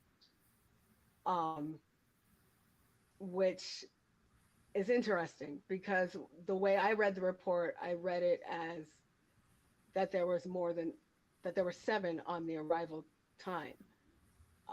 Combine that with the missing number 1 spot, and then I'm just like, which is why I wanted to get your take on it, because there are 2 people. He does admit to 2 people already being there, which surprised him. I personally believe, I need to pull up the list again, but I personally believe that some people might arrive early, and I think that they left that number 1 spot for whoever was the main guest.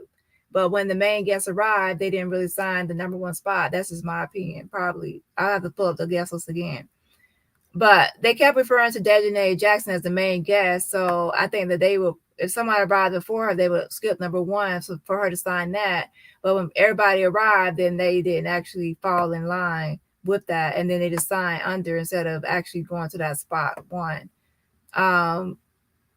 Let's see. The main guest would probably sign first.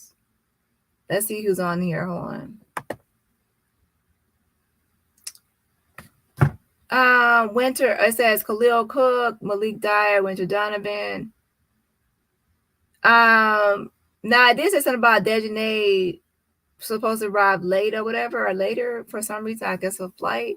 I believe that number 1 spot was actually supposed to be for Dejanae, but when she got the paper, she didn't sign like her name as number 1 as the main guest who organized the trip. I think she didn't sign it. I think she just signed below and then put Nazir name under hers. Because if for her to take the number 1 spot, she would have to put her name at number 1, and then she would have to go to the bottom and put Nazir, right? But instead of taking that number 1 spot left there, because Khalil didn't sign the number 1 spot, I think she just went ahead and signed and they signed her name under Elise Hyatt.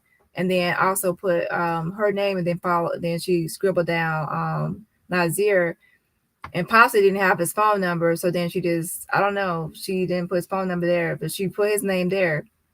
So I believe that number 1 spot was actually reserved for the main head guest, Dejanae, but she didn't sign there. That's what my take is on it.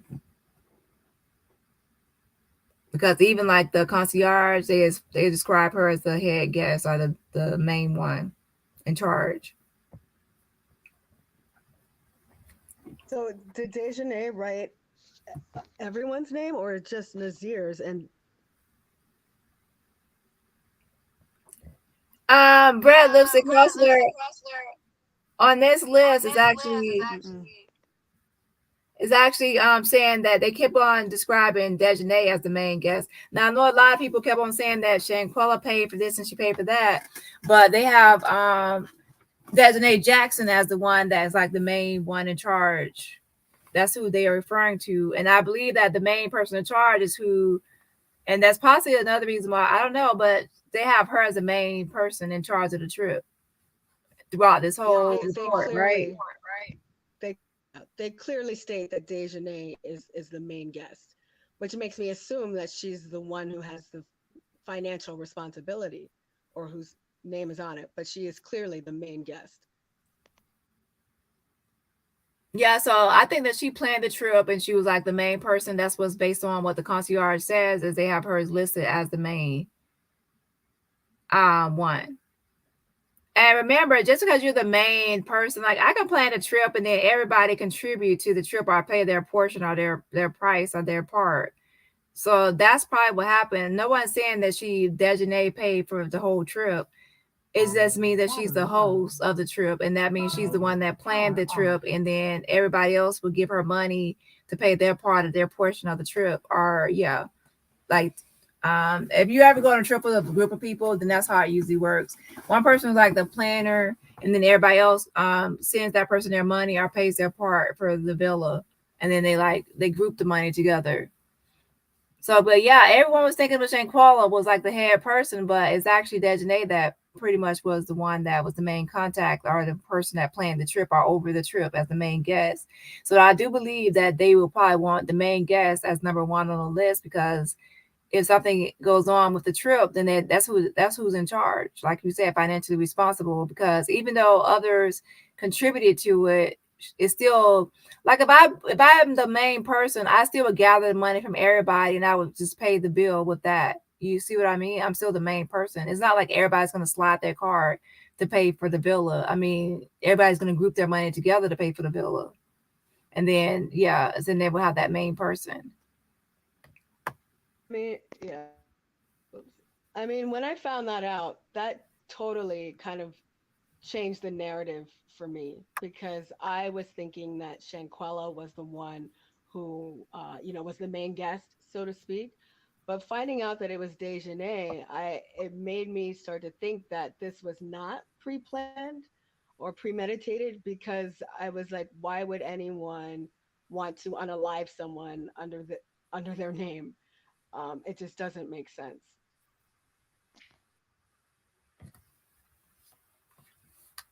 Yeah, I don't think it was premeditated at all, but I do believe that once she realized that she was going to go to jail for aggravated assault and battery, that at that moment she realized that she would probably just rather for Shanquella to not make it.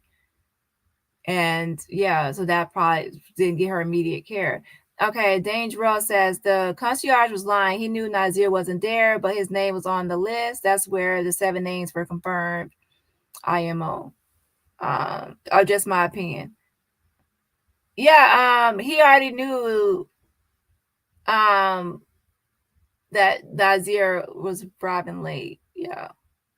Remember, if you listen to my call, I have that for 3 hours with the concierge. He says that happens if a guest is going to arrive late, then someone has to sign their name. That he gives a lot of information about how everything works.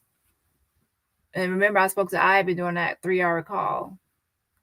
And he said that's what happens. He didn't want to say like outright, like, yeah, we have other people sign another guest name that's arriving late. He didn't say it outright, but he pretty much was saying, yeah, that's what happens.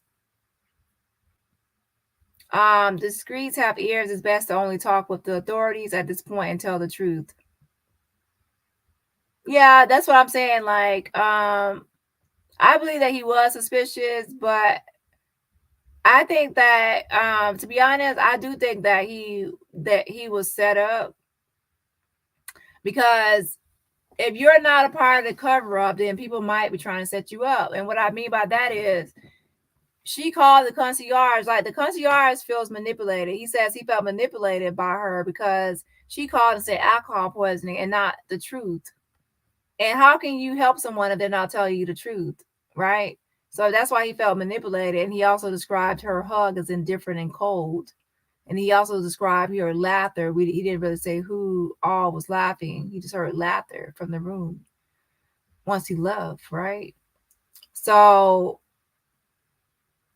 I believe that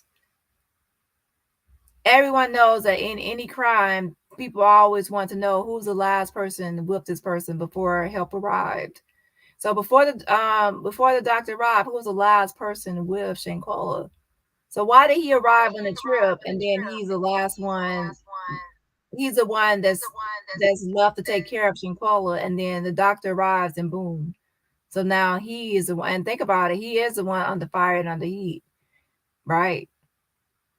So if they don't tell him the truth about what happened, like hey, we brutally attacked Shanquella, that means that now he is actually one being set up, in my opinion.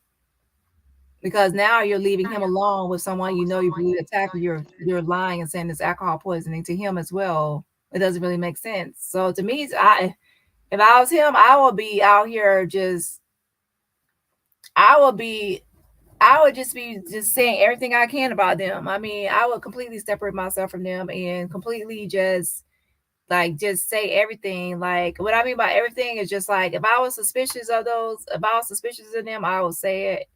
And because people are going to be questioning over and over and over, like, you had to know something because her injuries did not match her condition. They said it did not match alcohol poisoning. You have to be suspicious. So there's no way around it, right? People feel there's some kind of even a small level of allegiance to even that. Like, to be honest, like, if I felt like somebody set me up, I would like, fuck all them. I'm just on my own at this point.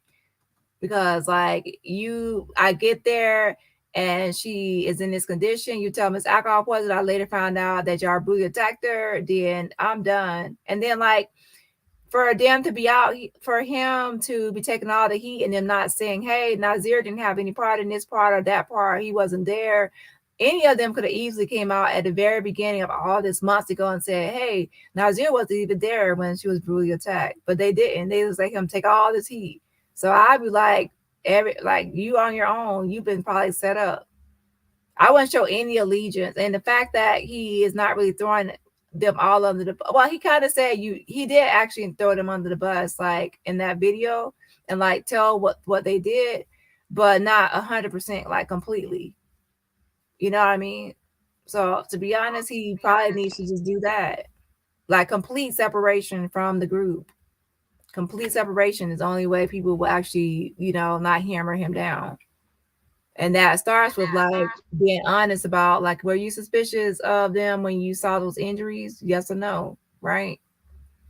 Because no one is going to put it past that, hey, there's no way you can't be suspicious of those injuries. I think that's an absolutely excellent point that you just made. I'm so glad you made it, because as we go through this evidence, it really seems as if Nazir is to be the fall guy. I mean, like you said, when you're left alone with a person that's unalived, and that's what they did. I mean, when he gets there, the group starts talking about making dinner, so they leave him alone with Shanquella.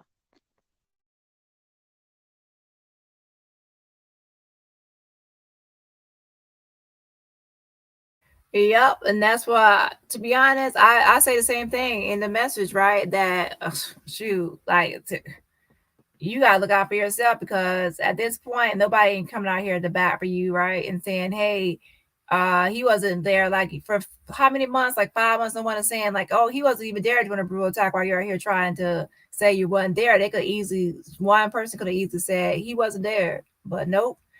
So like, it's like, just like they're protecting themselves, you gotta look out for yourself. Let's see. I agree, Dani. As I always said, spot number 1 was reserved for the main guest, but after discovering DJ is the main guest and arrived late due to the weather, it makes sense. So there is no Cabo 7 or 8. Yeah, that's just my opinion. This is my opinion that she's the main guest and they would probably want her on top. Do I have mods here? I don't know. Let me delete this.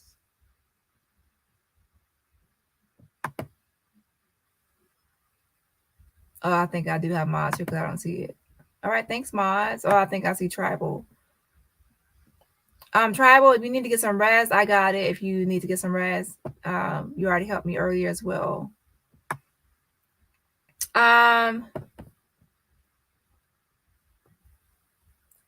Shanquella appeared happy at the dinner and during the card games. Her mom spoke with her right before the taco dinner and said she was happy and excited. As witness being truthful about her attitude.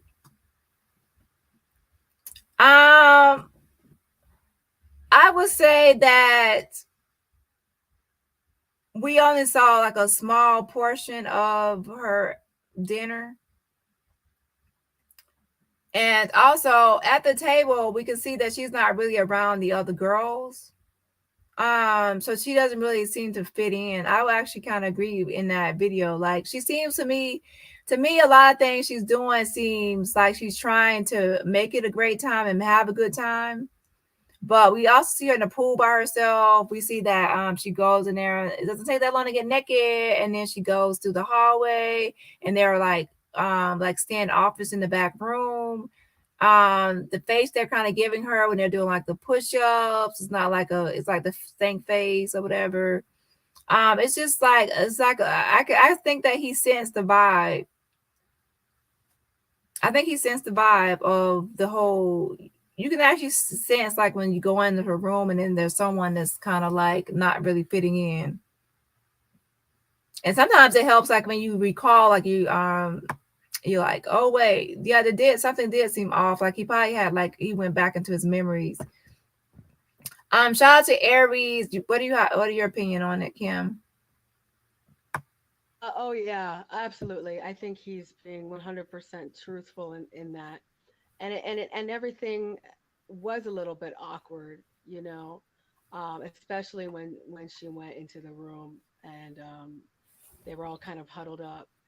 It was, yes, and Winter's face when she looks up when she's doing the push up or the plank, that's a stank face, 100%. So yeah, I 100% agree with you on that one.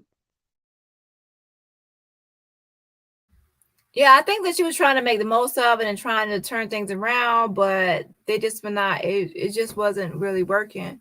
Shout out to Aries One for the super sticker. Thanks, girl, for supporting my channel. Yes, auntie, yes. And also thanks to Ashton Lee for the super chat too, super sticker. Hey, hey, hey. Oh, I posted the wrong thing. That was Court TV. Okay, yes, thank you to Ashton Lee for the super sticker as well. Thank you all so much for supporting my channel. And everybody else, you can support my channel for free just by hitting the like button. Do we know if the FBI confiscated their phones? I doubt it, because I'm sure that the FBI probably already probably asked them for evidence from their phone and probably got their evidence from the cloud or any method they choose. So yeah, I'm sure that they've already collected that evidence, because remember when Daniel De La Rosa Naya went over the types of evidence they had, he had different types of evidence, including video evidence.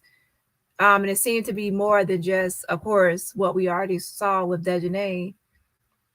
So I believe that there is other evidence that have been taken from their phone, because they did say like electronic evidence, right?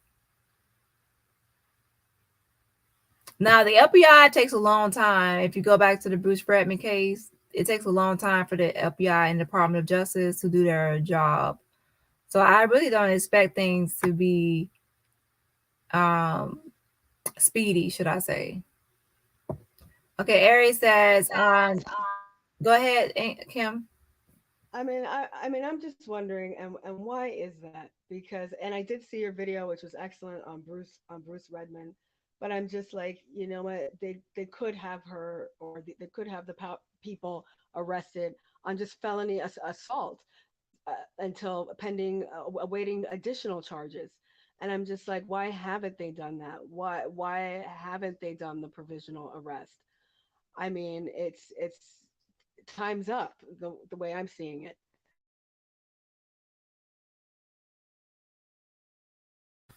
Yeah, so I am going to email what I pretty much going to take the same information I sent to different people before. It won't take that long, and send it over to Sue Ann Robinson, just mentioning that provisional arrest of Bruce Redman case. She probably already knows about it, but hey, I don't know if she knows or not, so I will just send that over before I head off to bed, right? And let's see what happens. But I do know that without that provisional arrest, Bruce Redman probably would have been a free man walking, even with the foreign arrest warrant, all the way up until maybe a year, almost well over a year. Was it like a year and a half before he was extradited? I can't remember, but it was a long time. So I guess that's the protocol, that when an extradition is involved, that you wait until it is determined that you can be extradited, that you're free until that point. Yep, because they said that they can't arrest people on a foreign arrest warrant. They can't. I mean, like if she puts her manly feet onto a Mexican soil, then yeah, they can immediately arrest her. But as far as United States, she needs an extradition warrant and not just a foreign arrest warrant.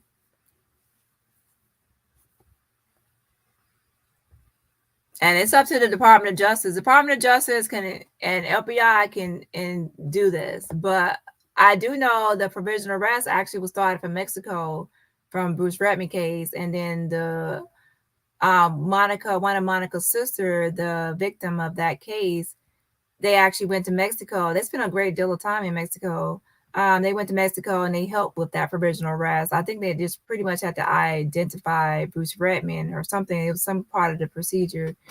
And yeah, so they helped with that. And then once that was issued, it still took additional maybe 3 to 4 months, but he was arrested on a provisionally arrested. And then he was in jail for a long time before he was extradited.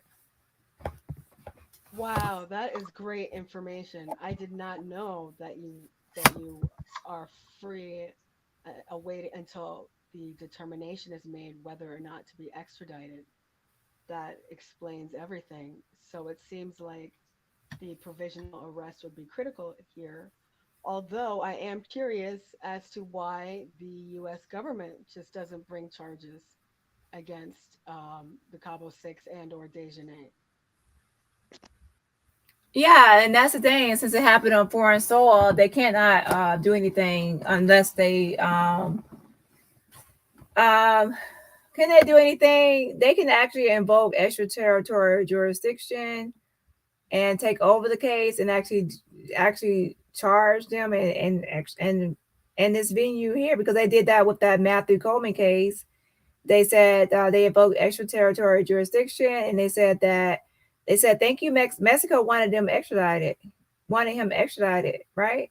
They said, well, thank you for like your collaboration and help with this, but we believe that the California courts is the appropriate venue for this case, and they took over it, right? So I do believe that they can do that in this case as well, but there's evidence in this case as the autopsy goes. There's allosuction, the time of death. We also see the brutal attack of Shanquella on video. However, even now, like even we all on YouTube go back and forth between like what happened here. The FBI has to say, without a shadow of a doubt, that short clip we saw. Now, I'm sure there's more video. Maybe FBI has more video, right? But they have to say without a shadow of a doubt that we officially saw Shanquella's life end at the conclusion of that video, that the brutal blows to her body and injuries, attacks on her body, assaults on her body actually caused her to have allosuction, and that led to her death. You have to prove that. And you have to prove that nobody else after that point caused her to have allosuction. They can easily say that, yeah, she was actually still alive and she just had alcohol poisoning, and then Nazir got there and broke her neck. Ooh. And who's to say that, like, then they would have to go by the autopsy and see like when she has her injuries or this or that happened. Or they could say, well, after the video, the maid did something or somebody else did something to her, or the doctor. So they have to know 100% sure that Dejanae is the one that caused it, and then they have to prove it.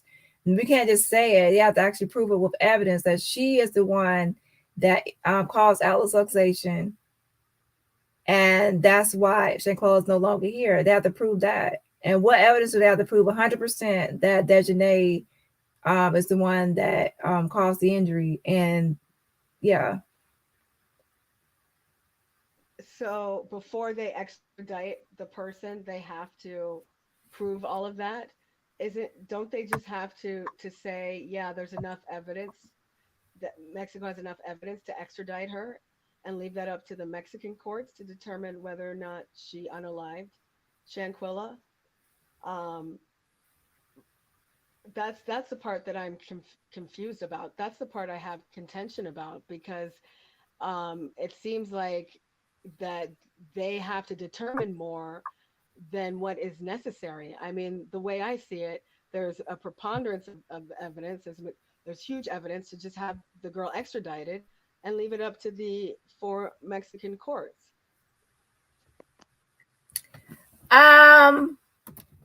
I would say that that's not really the case. The United States is not going to extradite anybody unless they believe themselves that we have reached a point of significant evidence.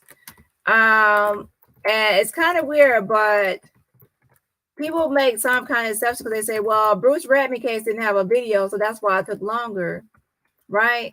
But if you actually look at the Bruce Redman documents, his case document, it was actually that the paperwork for his extradition is like 300 and something pages long. It's like 300 pages long for his extradition paperwork. It was actually a pretty good amount of evidence that you at least think was enough for like probable cause, or of him doing this, right? I mean, come on. But even still, they had all the evidence. Despite all the evidence, they still didn't extradite Bruce Redman. They didn't. Let me actually pull that back up. It's so weird because after all that, and then when they finally extradited him, the reasons they extradited him, the evidence was the evidence they had at the very beginning. It's like, y'all only are restating what has already been stated from the beginning about his accusations and the evidence, right? But then they just, it's weird. But yeah, right here it says right here, let me take this list down. It's weird, but let me go over this one more time real quickly. It won't take that long.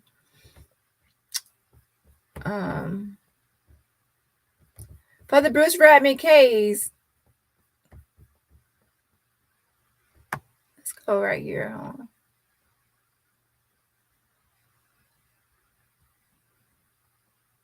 on. Okay, so she was found deceased, Monica, his wife, of Bruce Redman, in April 8th, 2010, right? And then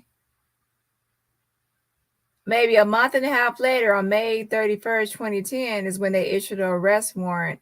And remember, this is a foreign arrest warrant, and Dejanae also has one as well right now, foreign arrest warrant.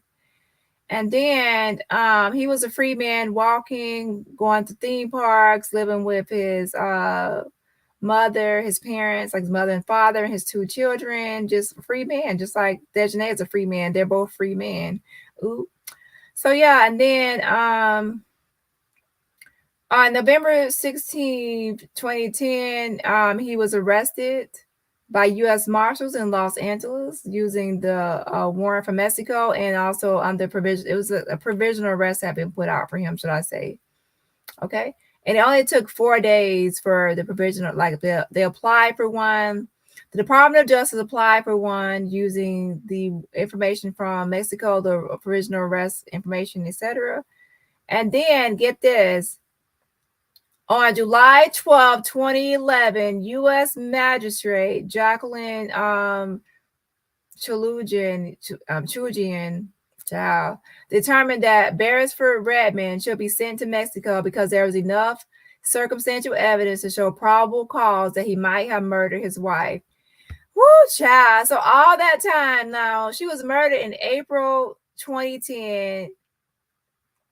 And like a month, it took me a year and 3 months later, on July 12, 2011, they finally said that they had determined that Redman should be sent to Mexico because there was now enough circumstantial evidence to show probable cause that he might have murdered his wife. So a year and 3 months just to say that. There was already enough circumstantial evidence and probable cause just from the evidence that was submitted by Mexico over a year before then. So as you can see, this is all they stated. And then, of course, he went through some appeals. He went through appeals and other things trying to overthrow it. And to get this, Redmond waived further appeals and was extradited to Mexico on February 8th, 2012. So even when she is finally they agree, she can still, as a citizen, appeal things, right?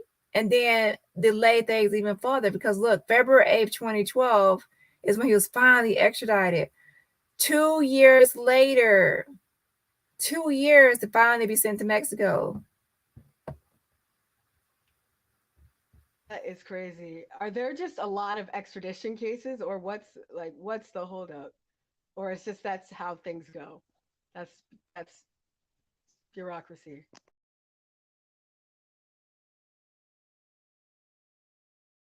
MP says, even though Bigfoot isn't a human, she has rights here, and they are not just going to turn her over, even though they should. Yeah, exactly. In the United States, if this had happened, she would already be in jail for something. Most likely, like you said, voluntary manslaughter, right? Well, I don't think you said. I think it was a comment. But yeah, so it'd probably be voluntary manslaughter. But it's usually not meaning to go to bed, child. But it usually happens when someone is it's like a fight. We obviously don't want to call this a fight, a brutal attack, but they will still say it's like an attack, like you're beating on someone and you're really not intending to unalive them, but they still lose their life. So then there'll be voluntary manslaughter charge.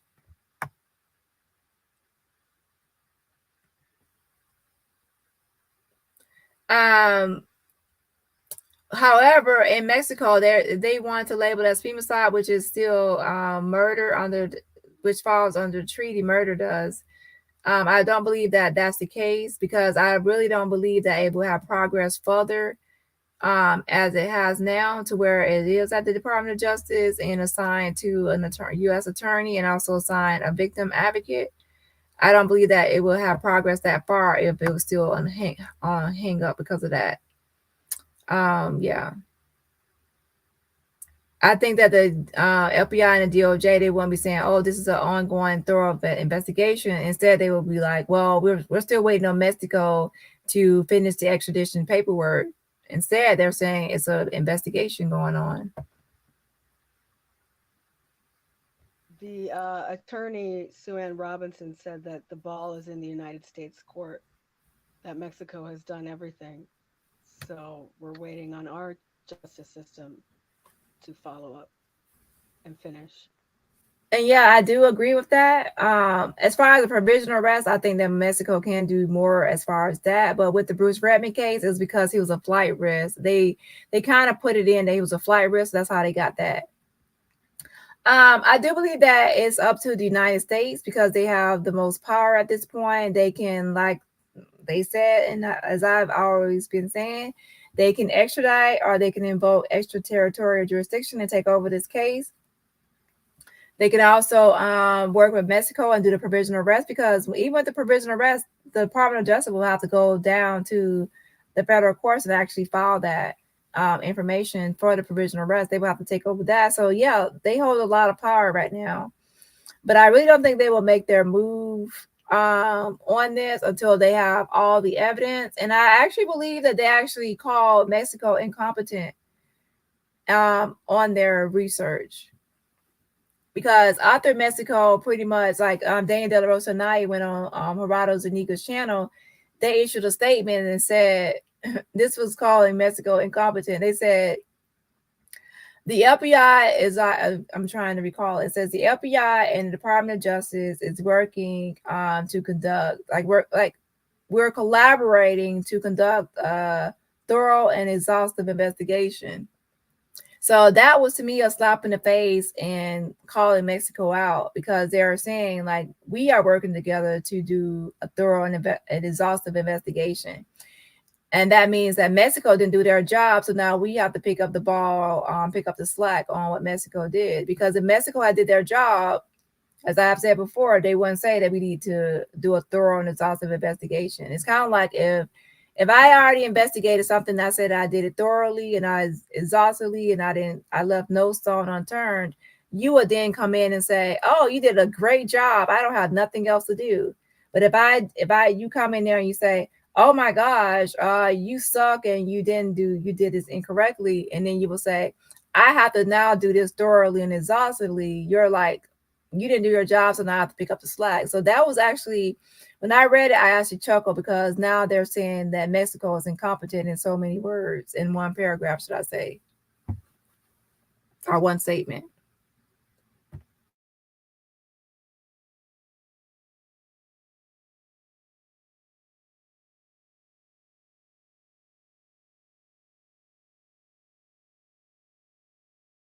Okay, the comment says, okay, will be respectful. It just angers me that these people are still free. They have to be locked up forever. We have to be positive. Yeah, I would actually say that everyone needs to be patient because I don't really think it will take that as long as with the Bruce Fredman case, but I do think they will take a long time. MP says it will have to be murder though, right? Judge's crime might be considered manslaughter in the U.S. unless they can tie it to murder here.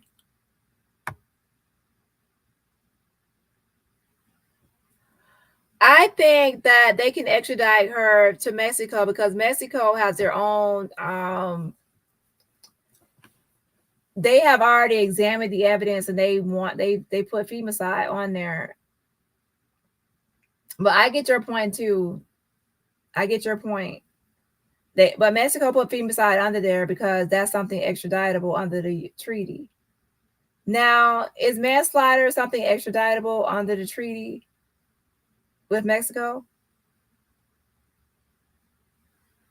Voluntary manslaughter. Because to me, they're not going to list every type of murder.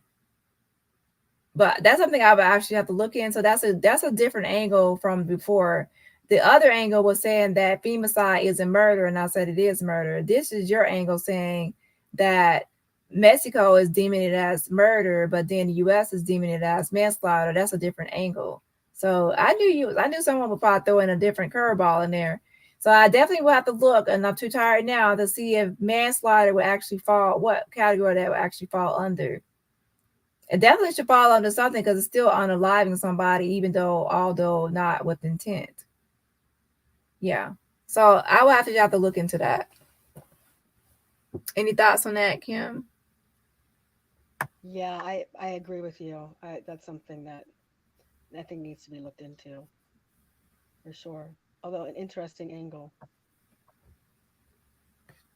Yeah, it depends, I guess, on if we want to go by what Mexico is charging with or United States.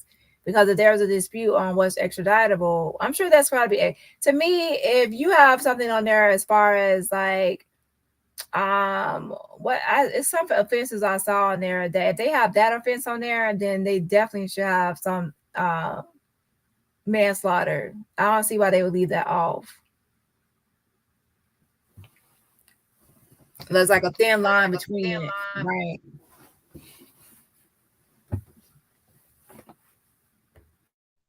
Well, Dani, I just wanted to say it's been an absolute pleasure. Thank you so much for your work on this case. I'm going to continue to watch what you put out, and justice for Shanquella. But thank you for coming up, and I hope you come up again. I enjoyed your company. Thank you. Have a good night. Good night, everyone. Good night. Bye, and thanks for coming up. Yeah, so I'm gonna read over a few more comments, and I'm also gonna log off of myself. Does anybody have any more questions about the information that we discussed already? Okay, I believe Quella and Khalil got there early. Quella claims the master bedroom, and that's what set everything in motion when they got there. Let me see this. Hold on. Let's see here.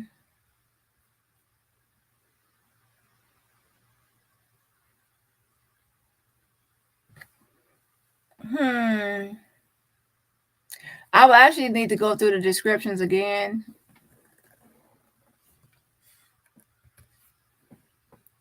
To me, I believe if you actually went on a trip like this before,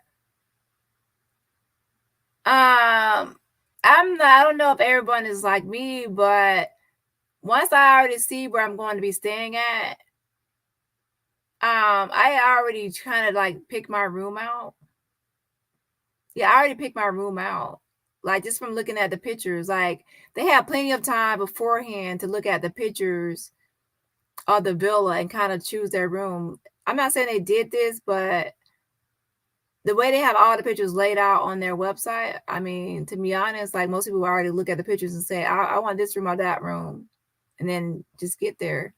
So what are y'all thoughts on that? But yeah, good point. Because if she's like the main person, just because she might have planned the trip, but that doesn't mean she paid the most money.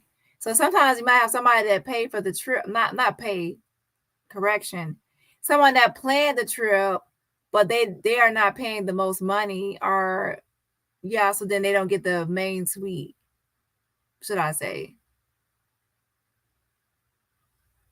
Yeah. It's like who all wants to go on this trip, and then everybody chips in, and then okay, well, this person gets the master, but then they have to pay more money, kind of thing. But I'm the planner.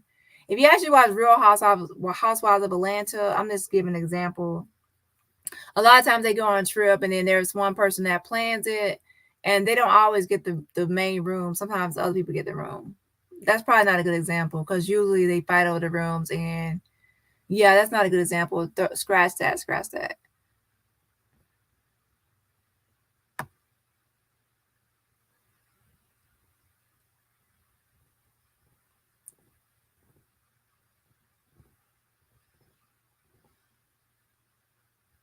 I think I said Aries. Is this a different one? I think. Thank you for supporting my channel. I appreciate it.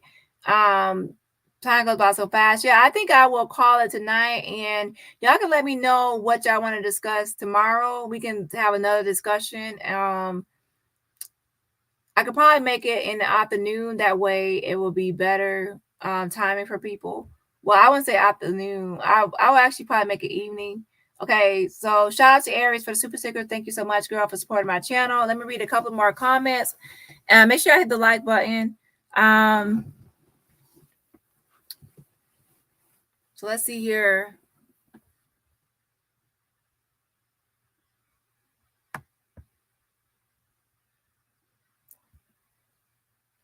Well, I think I already had shouted her out, Tribal. But time goes by so fast. Well, again, thank you for Aries and Ashton again for supporting the channel. Okay, let's see. I don't have questions. I came here to support, and it doesn't have to be questions. It can be things y'all want to debate or discuss, or things of interest.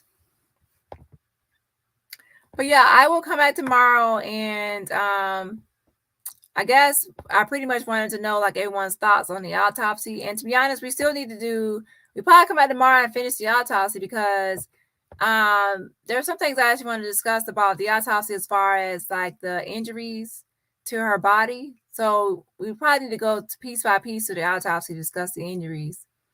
Yeah, let's do that tomorrow. So tomorrow we will do like a continuation of the autopsy and go into more debate about whether she was unalive or responsive, and also the injuries. Yeah, we will do that tomorrow.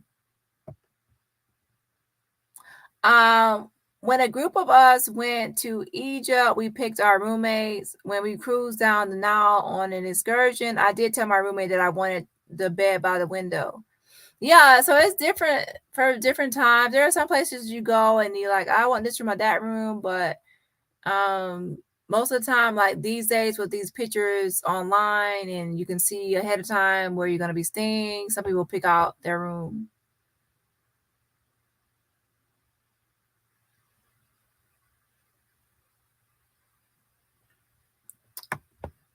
Okay, so good night, y'all. Make sure you hit the like button on your way out, and I will see y'all tomorrow.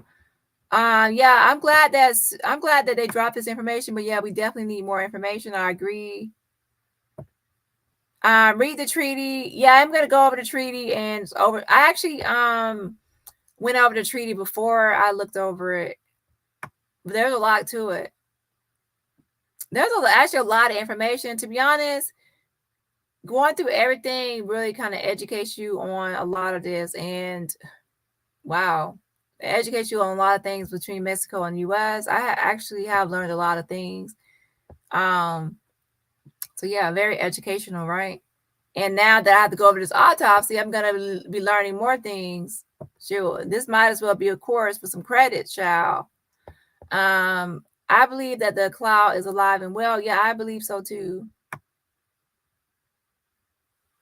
I believe so too. And to be honest, when I talk to the concierge that I know who it is, now the person is kind of like not really answering questions. And I really don't blame them because I can't really say because then I would give up information. So let me go ahead and log off, child. Let's see. Dani, did one of the people from Cabo mark the paper as being a victim?